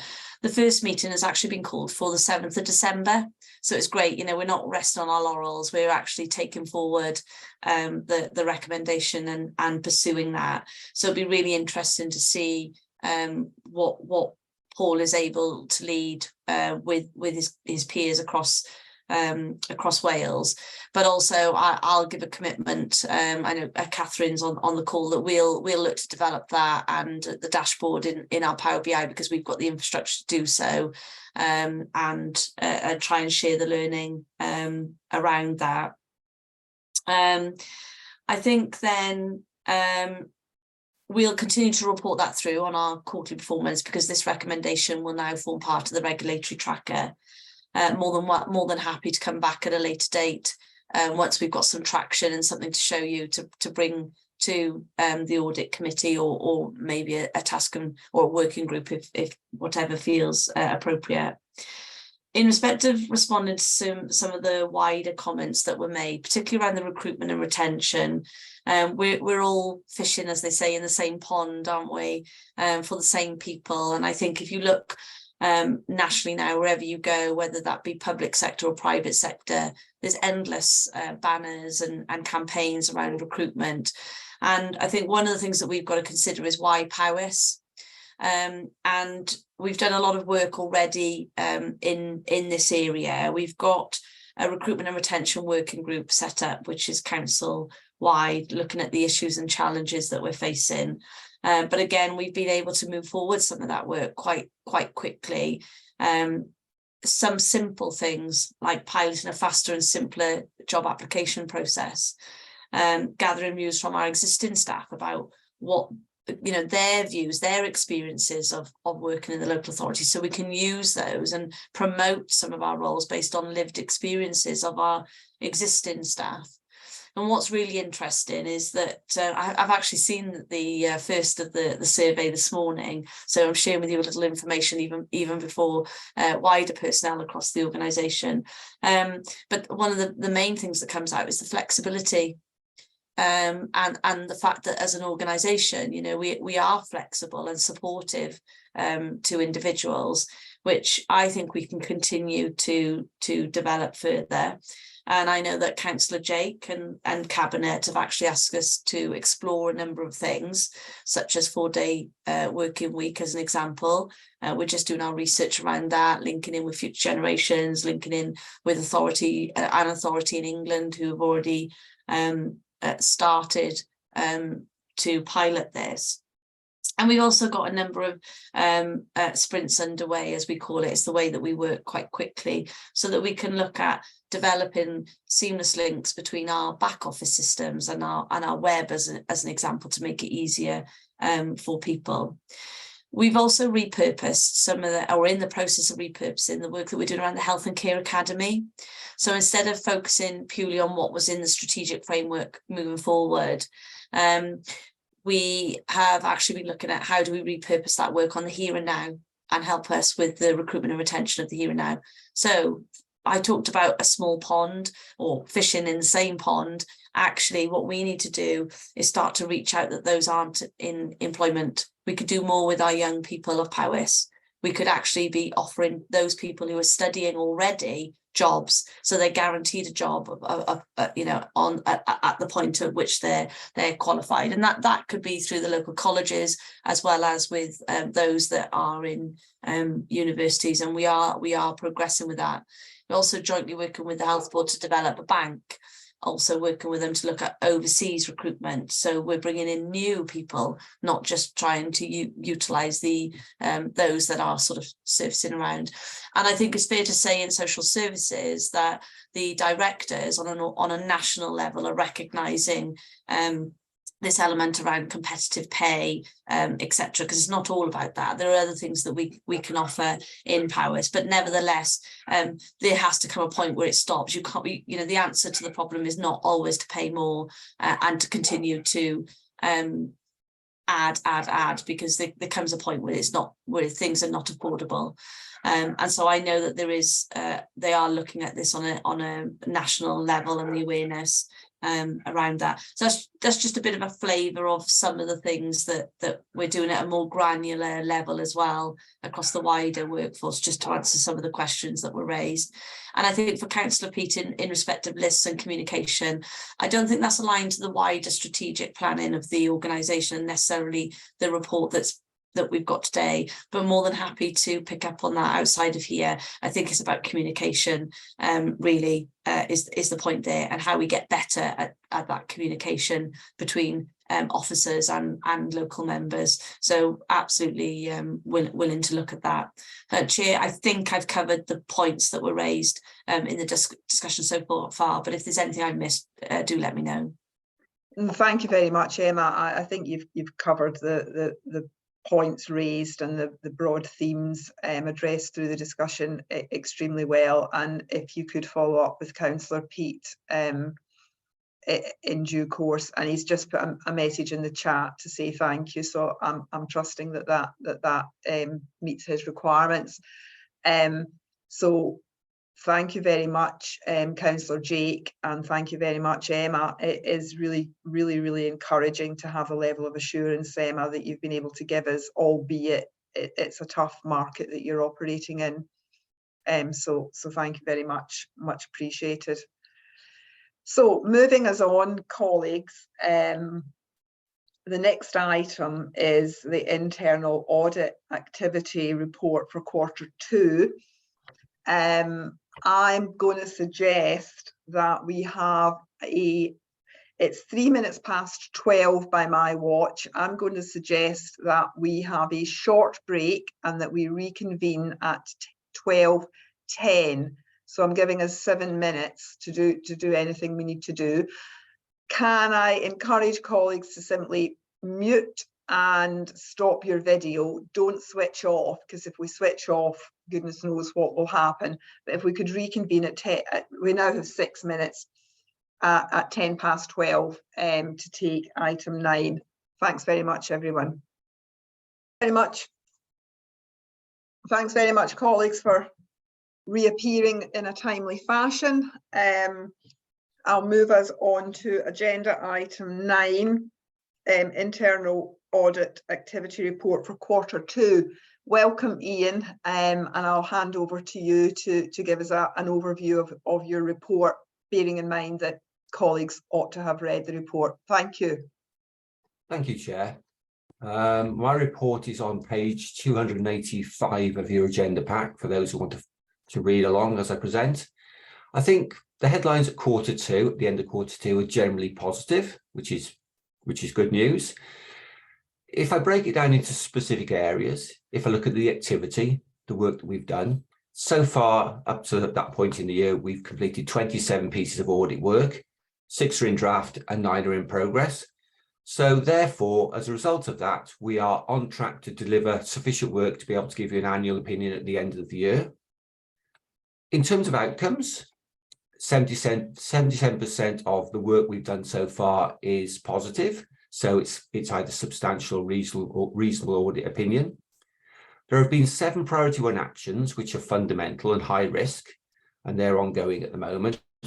And I think the council need to focus on those. And I think actually looking at my audit report, I probably need to make committee aware of those as well. So in my next report, I'll make you aware of the 7 ongoing or the number of ongoing priority 1 recommendations. In terms of the outstanding actions that we've got, and those are on page 303 of the report in Appendix C, there are 18 outstanding actions at the moment. So those are actions that have been set a deadline, but we haven't managed to implement within that time scale. Of those 18, 5 are long outstanding. So 5 priority 1 and priority 2 are long outstanding. To give you a bit of commentary on that, I met with the SLT, with Powys SLT yesterday, and the chief exec reiterated the need to have, positive action and movement on those before Christmas. And I think, but some of those are probably also it's reflective of the lag in the process. So where clients don't let us know of an implementation, sometimes there is a bit of lag in there. I mean, 18 recommendations. That's 8% of the number of recommendations that we've issued so far. In terms of the general sector, I think that's still very positive. I still think that the implementation level is still high for Powys. And when I look back over the last 12 months, we've ranged from somewhere between 4 outstanding recommendations and 18. So we are at the highest level at the moment. So we need to keep our eye on that as a committee, but it's not particularly an area of concern that I have at the moment. So in terms of other areas of concern or significant areas that I need to bring to your attention, we've had 3 reports in the quarter that have had limited assurance. Those are the National Fraud Initiative 2020. The National Fraud Initiative is a data matching exercise, and it's there to detect and prevent fraud in council activities. It's fair to say that we've had a mixed approach to investigation with mixed results, but in mitigation, I think, it's been significantly impacted by COVID because it was through that period, and also business grant administration, which had a huge impact on the counter fraud team. So those are mitigating factors. However, there was a backlog of outstanding cases at the end of the exercise. But those will be picked up in the new NFI 2022 exercise. So they will all be picked up. They just, it's about how quickly we pick them up. In terms of our role, we are carrying out some follow-up work in that area at the moment. And we're also undertaking a checklist to make sure the council are properly prepared for the new exercise that will start in January. So we are tracking that to make sure that we are moving forward with that. In terms of the other 2 reports, we've got 2 in adult social care. Those are continuing healthcare and deprivation of liberty safeguards. And we will report at the next committee in full on those, and we'll give the council the opportunity to respond with an update to say where they are in terms of the delivery of the actions of those reports. So looking forward and looking at plans, where are we going in the future? I think it's, from the report, you can see that our work is somewhat aligned to strategic risk I mean, I think there are areas that we need to further align to, and the risk register and strategic risk needs to mature to enable that to happen. But we are aligned, so we are moving in the right direction. The plan is in Appendix P on page 300, and that will take us towards the end of the year. Because we have an agile approach, you know, clearly if we manage to achieve more work in that time, we'll add further things on. So it's a flexible approach to planning, but it's certainly the commitment that we've got so far. So in conclusion, overall for Q2, rolling opinion that we can give the council is there is reasonable assurance that governance, risk management and controls are sound. If members have any questions, I'll happily try and answer them. Thank you very much, Ian. That was a really comprehensive report and an extremely helpful verbal overview. Thanks very much. And from a personal perspective, I'm very appreciative of the fact that you picked up the overdue and aged actions, because it's a focus for me. So thank you for picking up on that in your opening remarks. I'll open the floor to colleagues for any points of clarification or questions for Ian. Councillor Peat, if you'd like to come in. Yeah, thank you, Chair. Yeah, thank you, Ian, for the report as well. Most informative. I'm obviously still trying to get to grips with a few matters, but I was looking at one of the items. I think it's on page 287 around the risk of social care provider failure. I think the reference is ASC 00066. Just the question I wanted to ask around there was whether the tendering process is included in any work you do there. So I suppose it was just to try and make sure that the tendering process is robust and the right questions are asked to mitigate any of that potential failure or that risk of a social care provider failure. Absolutely, Councillor Peat. You know, the risk of provider failure is a key risk at the moment, and we have done some work in the past on the commissioning process, so how things are commissioned. And when you commission, the council needs to consider a plan B, you know, where there is a failure. So we have looked at that, but I do think it's an area that as we, you know, as the risk of a provider failure gets even higher than it was previously, that we will go back to and touch on again going forward in next year's plans. Okay, good. Okay, thank you. Thanks very much, Councillor Peat, for that question, which reminds me that we have identified a deep dive on that very matter, a risk deep dive that the committee will undertake on that very matter. So your question is extremely pertinent and a good indicator to the officers who will come to support that deep dive scrutiny of that particular risk, because as Ian said, it's likely to become an increasingly relevant and pertinent risk to our service provision. So thanks for that, and thanks for your answer, Ian. Any further questions or comments on Ian's report, please? John. John, are you on mute? Sorry about that. Can you hear me now? Yep, we've got you. Good. Yes, it's more an item that doesn't appear here, but it's increasingly concerning me. I am really concerned about the impact on the council of working from home. I'm not sure that I think it'd be well worthwhile to have an exercise to look at how well the systems are coping with the fact that people are not necessarily meeting face to face, and you know, whether there is evidence of any increased incidents of error or things like that. I think would be very useful. We can't do it as individual committees, but I think Ian is probably better placed to deal with that. Thanks, John, for the question, and I might turn to Emma if that's possible, Emma, to perhaps address that question.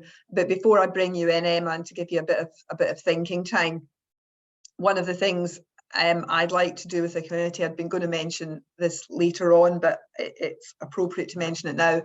I would like to think that in the not too distant, we as a committee could come together in a face-to-face meeting in County Hall, not necessarily to go back to every single meeting being like that, but I certainly think that as a committee we should be making ourselves available in that setting, and hopefully it would enable us all to work more effectively together as well and get to know each other. So that's just a kind of side comment from me, but I'll also bring Emma in to address John's question, please. Yeah, could I address it from a wellbeing perspective to begin with, because it's something that we've been questioning ourselves around wellbeing, because we don't have a category of homeworking as such. We've identified three categories of work. One is place-based. So if you're a receptionist, for instance, at County Hall, the receptionist needs to be in County Hall. Just use that as an example. On the go, so social workers, they need to be out and they need to be meeting with the relevant individuals to assess and meet need and review need. And then flexible worker, and the flexibility around that does indeed give you the option of home working or working in different public service buildings, or for some people even in private sector buildings, etc. And the reason it was really important to identify the flexible worker rather than home worker is because actually home worker isn't for everybody, and a flexible worker could indeed mean going into the office and working in the office, and some people do absolutely do that. So it's an individual conversation that's been undertaken with employees rather than a mass approach. With the unions have been involved as well. So every individual has received a letter to confirm which category of work they fall in. Now, to test some of this, we've also undertaken some wellbeing surveys throughout the pandemic and post-pandemic. So we could understand from a wellbeing perspective, and there's a significant, I can't remember the figures off the top of my head, but we could certainly make those available to this committee. There is a significant proportion of people who find the way that we're working actually to be more productive and supportive in terms of their own well-being, and to allow them the flexibility around maybe some people have got caring responsibilities, not necessarily just for children, but also adults or others in the family or friends as well. So we continue to undertake the survey, and then we will look at what we need to do based on the findings. I'm not sure when the next one is due. I also know that sickness overall has reduced as a result of moving to this way compared to when we were traditionally office-based. And I think it's fair to say, based on the majority of staff, they'll also say that productivity has increased. The next bit that we're then doing is looking at where we can use the automation as well, wherever we can use digital to support us. And actually we're finding that where we use digital to support us, it's the checks and controls in place are greater than maybe as humans to some extent, or some of that work. Some of the errors that we've found are human, actually, rather than the computers themselves. I think then in terms of the next step is about that learning, as I touched on earlier, around that wider well-being. But there's no substitute for reconnecting face-to-face. And Lynn, I'm pleased to hear what you said about meeting as a committee face-to-face. There is a paper going to Democratic Services around members, and all of the committees actually recommending that at least twice a year it should be face-to-face. But at the term of a new council, it's probably more productive to have building the relationships and having more face-to-face meetings at the start of an administration, and then moving into hybrid because that's an offer for everyone, and indeed in terms of normal meetings we offer hybrid now, but there's no substitute for connecting, and we do try and encourage that as an EMT. But there are some people that really don't want to come in because they're really enjoying their way they're working, and there are others that really do need to be in for their own well-being and mental health, and so it's a way of facilitating all of that. This new way of working adds an additional level of complexity, because previously you were either in the office or not. It doesn't affect some staff because, for instance, our refuge operatives still need to go out and collect the refuge. So regardless of the pandemic, they continue to do that. And so we're learning all the time, and we're doing the sort of pulse checks and keeping an eye to see, and we're looking to adapt and flex accordingly, depending on the information that we're getting back. Thanks very much, Emma. John, does that address your point? And I might bring Ian in here because he may answer more directly the scope for internal audit to operate in this space. Yes, partly. It does answer what I was concerned about, but my concerns are somewhat wider. My concerns really are about the impact on the council of working from home, whether the levels of error and so on, and whether are going up as a result of it, whether the fact that the staff are less able to communicate with each other, whether that's impacting things. I mean, we did see some figures, I think, earlier on when we were looking at the accounts that led me to believe that perhaps a little bit more working in an office might be beneficial. Let's put it that way. I don't know if Jane wants to comment. Thank you, Chair. If you don't mind, I think there's pros and cons, isn't there, in every way you work. Similarly, when you're working in an office, you've got those pros and cons. And I think generally we find working from home and working flexibly for most of the finance team is working really well.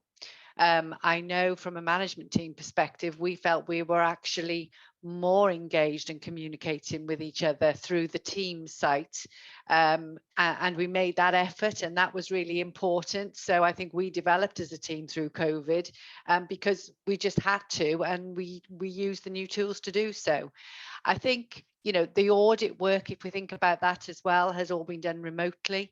And that's been quite successful. I'll see if David wants to comment on that, but I think, you know, we've managed that well.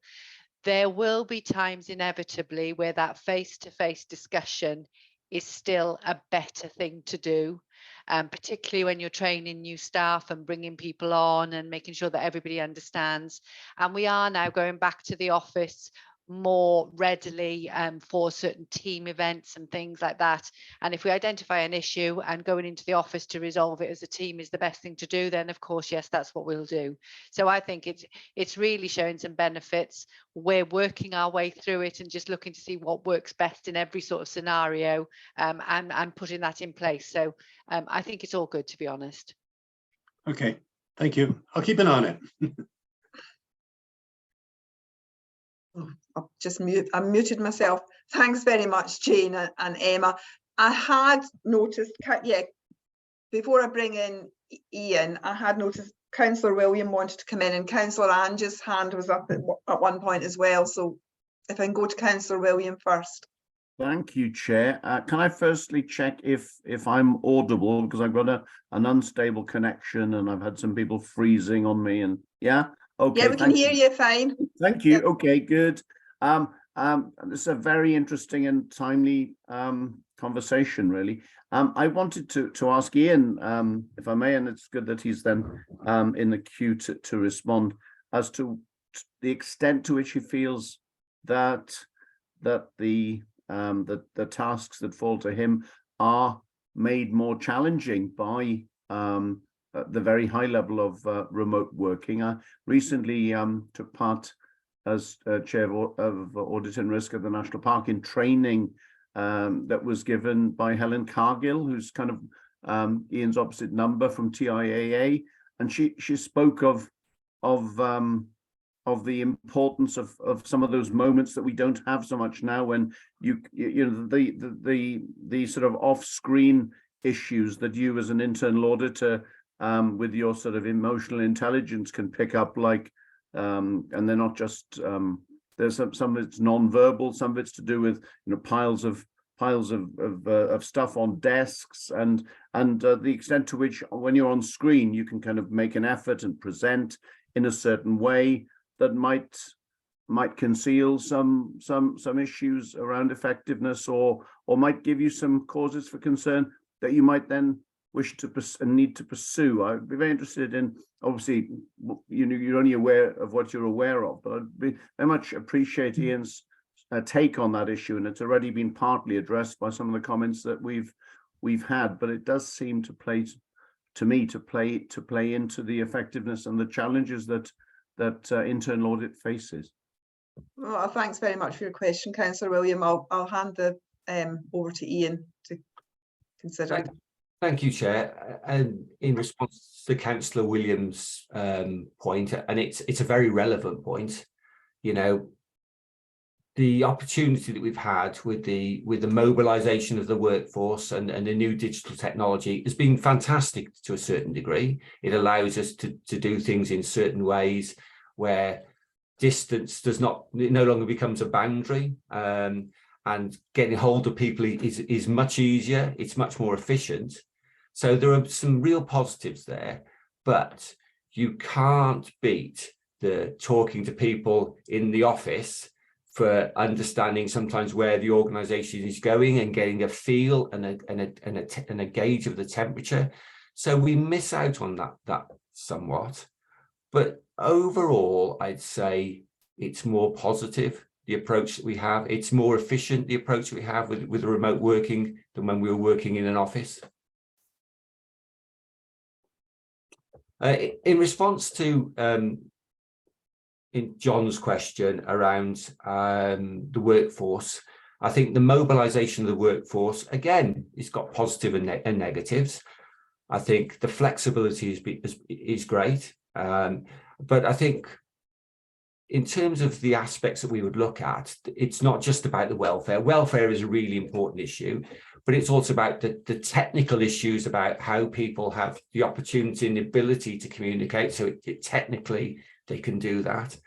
But it's also, I suppose, about the supervision that is lost to a certain degree. So the face-to-face supervision is not there, and therefore when you lose that link, you then have to rely on really effective performance management and information that supports that performance management process.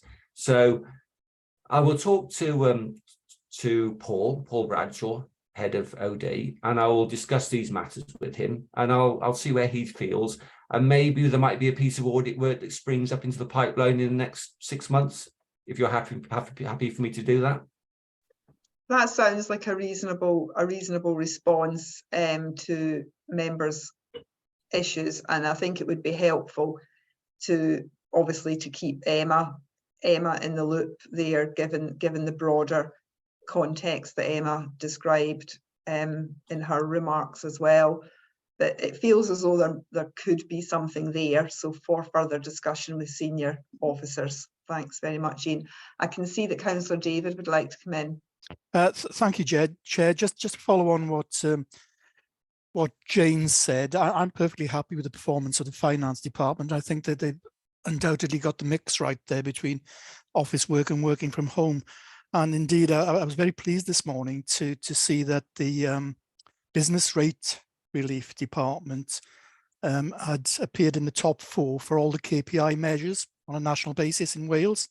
And many of those are working from home, and I have regular meetings with them with regard to that element of their work. So it just goes to show that we can still, achieve excellent performance even when working at home. Just thought I'd mention that. Thanks. Thank you very much, Councillor David, for mentioning that. I wasn't aware, but it's really, really helpful to know. Thank you. Thanks very much indeed. I can't see Councillor Ange's hand up anymore. Or just pause to give her the opportunity to come in. No. Yep, there she is. Councillor Ange, did you want to add anything? Yeah, no, my question was answered in one of the previous questions, so thank you very much. No, thanks very much. Thank you very much anyway. And if there are no further points for Ian on the internal audit activity report, we've received it when we've considered it, and we've identified some ongoing areas of interest and further action. So I think we can move on to working groups. So I was going to lead on this item. We have colleagues, we have previously discussed the scope and remit, possible remit of 4 working groups for our committee. And I've provided under agenda item 10 4 draft terms of reference. First one being capital, and then the highways, transport and recycling, which is specifically designed to take forward our discussions from the internal audit reports on that business area. And then a HAUPS working group draft terms of reference. And on the HAUPS one, I should share with colleagues that I've had discussions with Councillor Angela Williams. Is that correct, the name? Yeah. Davis. Sorry, Councillor Angela Davis, who her committee is also proposing a HAUPS working group, but we've agreed that there would be 2 separate working groups, because Councillor Angela's committee's working group is very much focused on the onboarding and rejoining of HAUPS into the authority, whereas the draft proposal for our working group is very much around learning lessons around the establishment and operation of any future commercial enterprises with partners, public, private or third sector.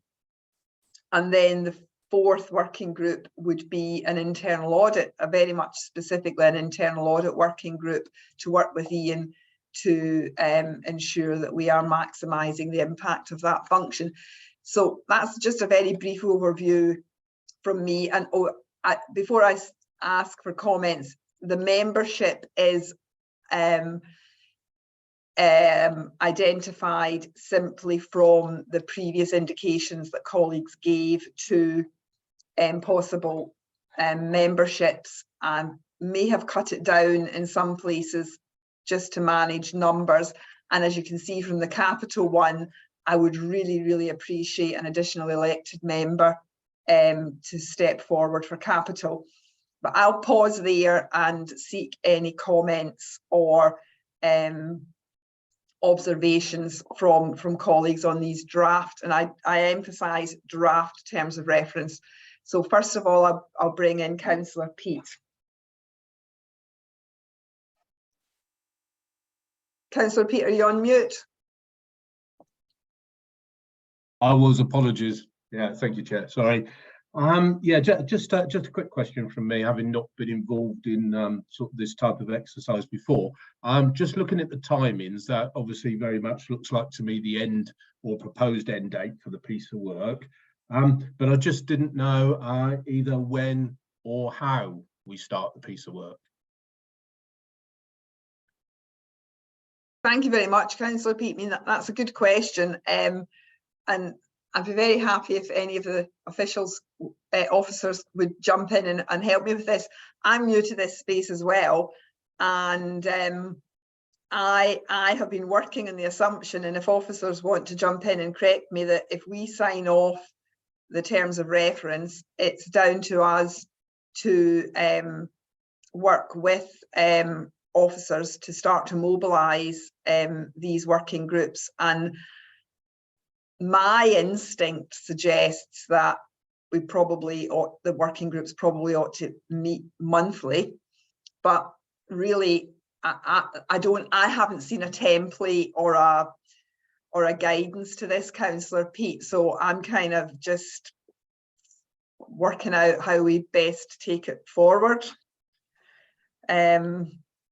So are there any of the officers that can advise, please? I can help, Chair. It's flexible actually, because the subject matters are so varied that you can start off to do a specific piece of work and take stock and determine whether you need something more ongoing, or whether some areas will need more time spent on them than others, no doubt. So I don't think there's any right or wrong, and I don't think you need to set anything in stone.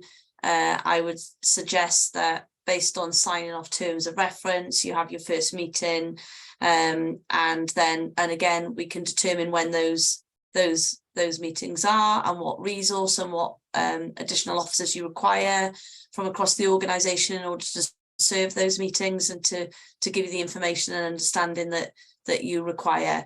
I think the main thing is that you have a commitment from us to support you in doing the work so that it's effective and that we can get the most out of it. Thank you, Emma, much appreciated.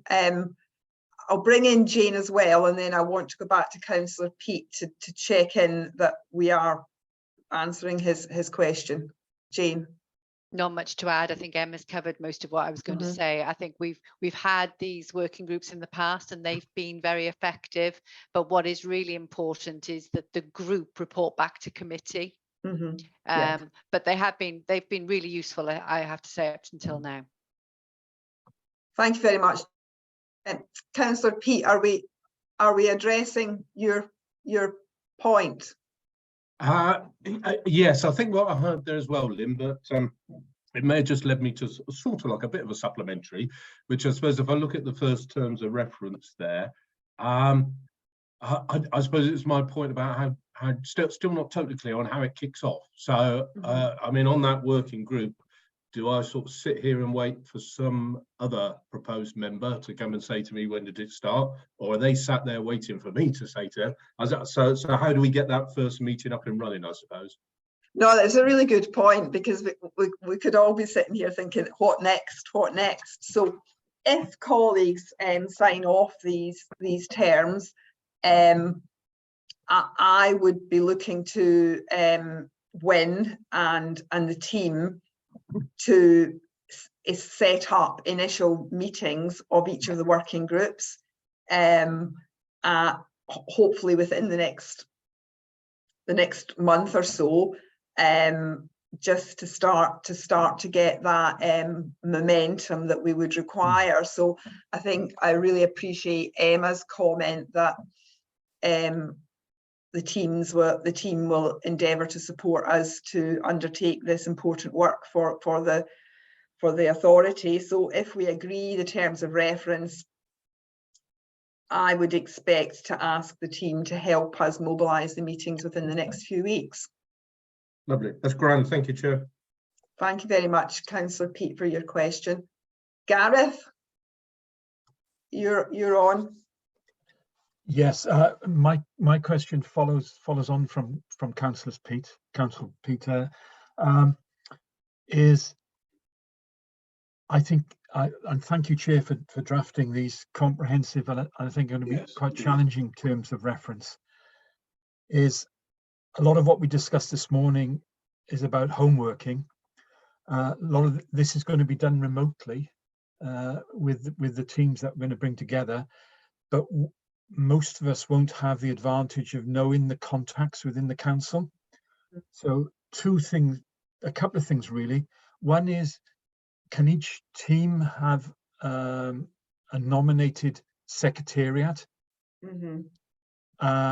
And they can be the conduit then into the council, because they know their way to navigate around the different departments. Because I don't think each of these terms of reference will be confined to a specific area. It'll maybe go across different departments.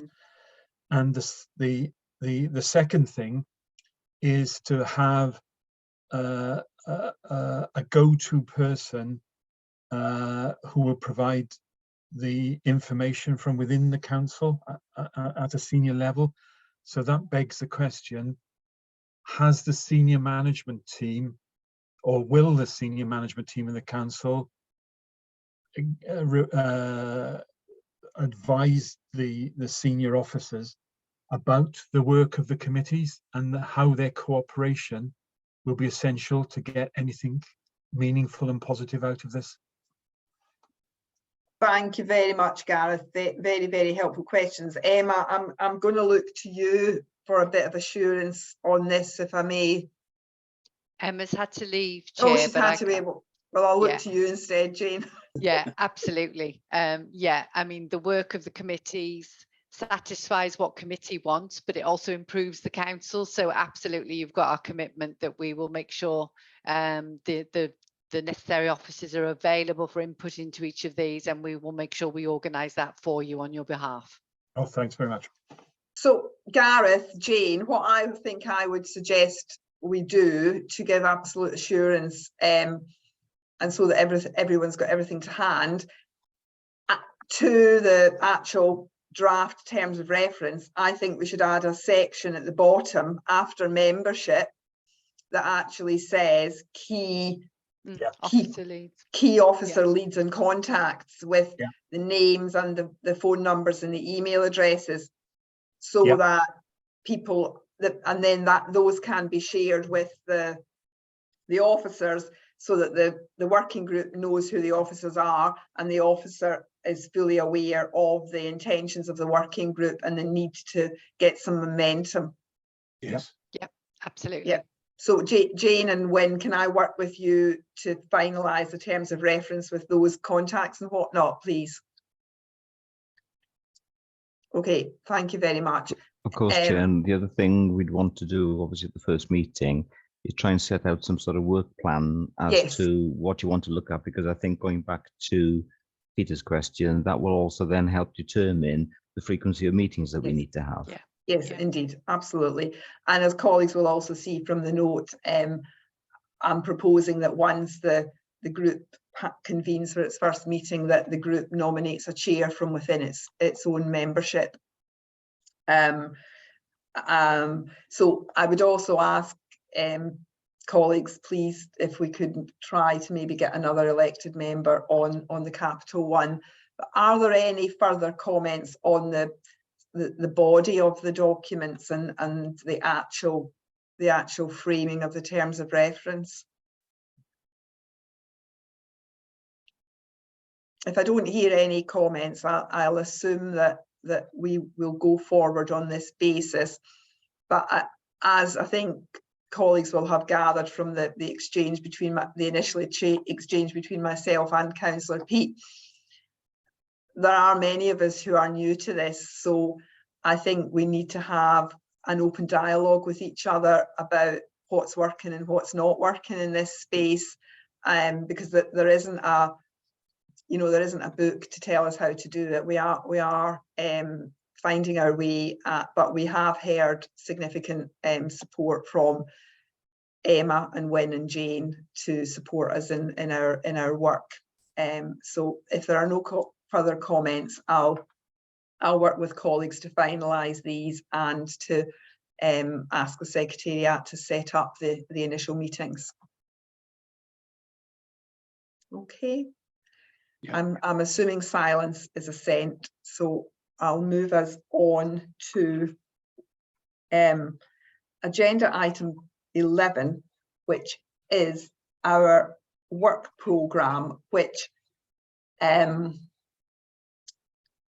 is taking shape, but my sense is there's still a way to go just to crystallise this as best we can. But having said that, I'll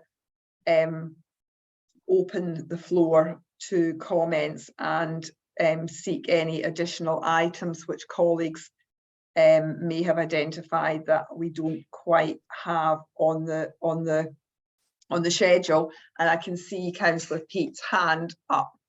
Councillor Peat, over to you. Thank you, Chair. Yeah, I'm sorry, not trying to be pedantic or picky or anything, but just following on from the last conversation we had. I was just looking at the timings on there for the risk deep dives that we've just talked about, and I suppose I know it's evolving, and as you've quite rightly said. So I suppose it's just making sure those dates are tied up with the terms of references. Yeah. I think that's a good point. Thanks very much. Thank you. Any further comments on the emerging work plan, please? Is everything on there what you expected to see?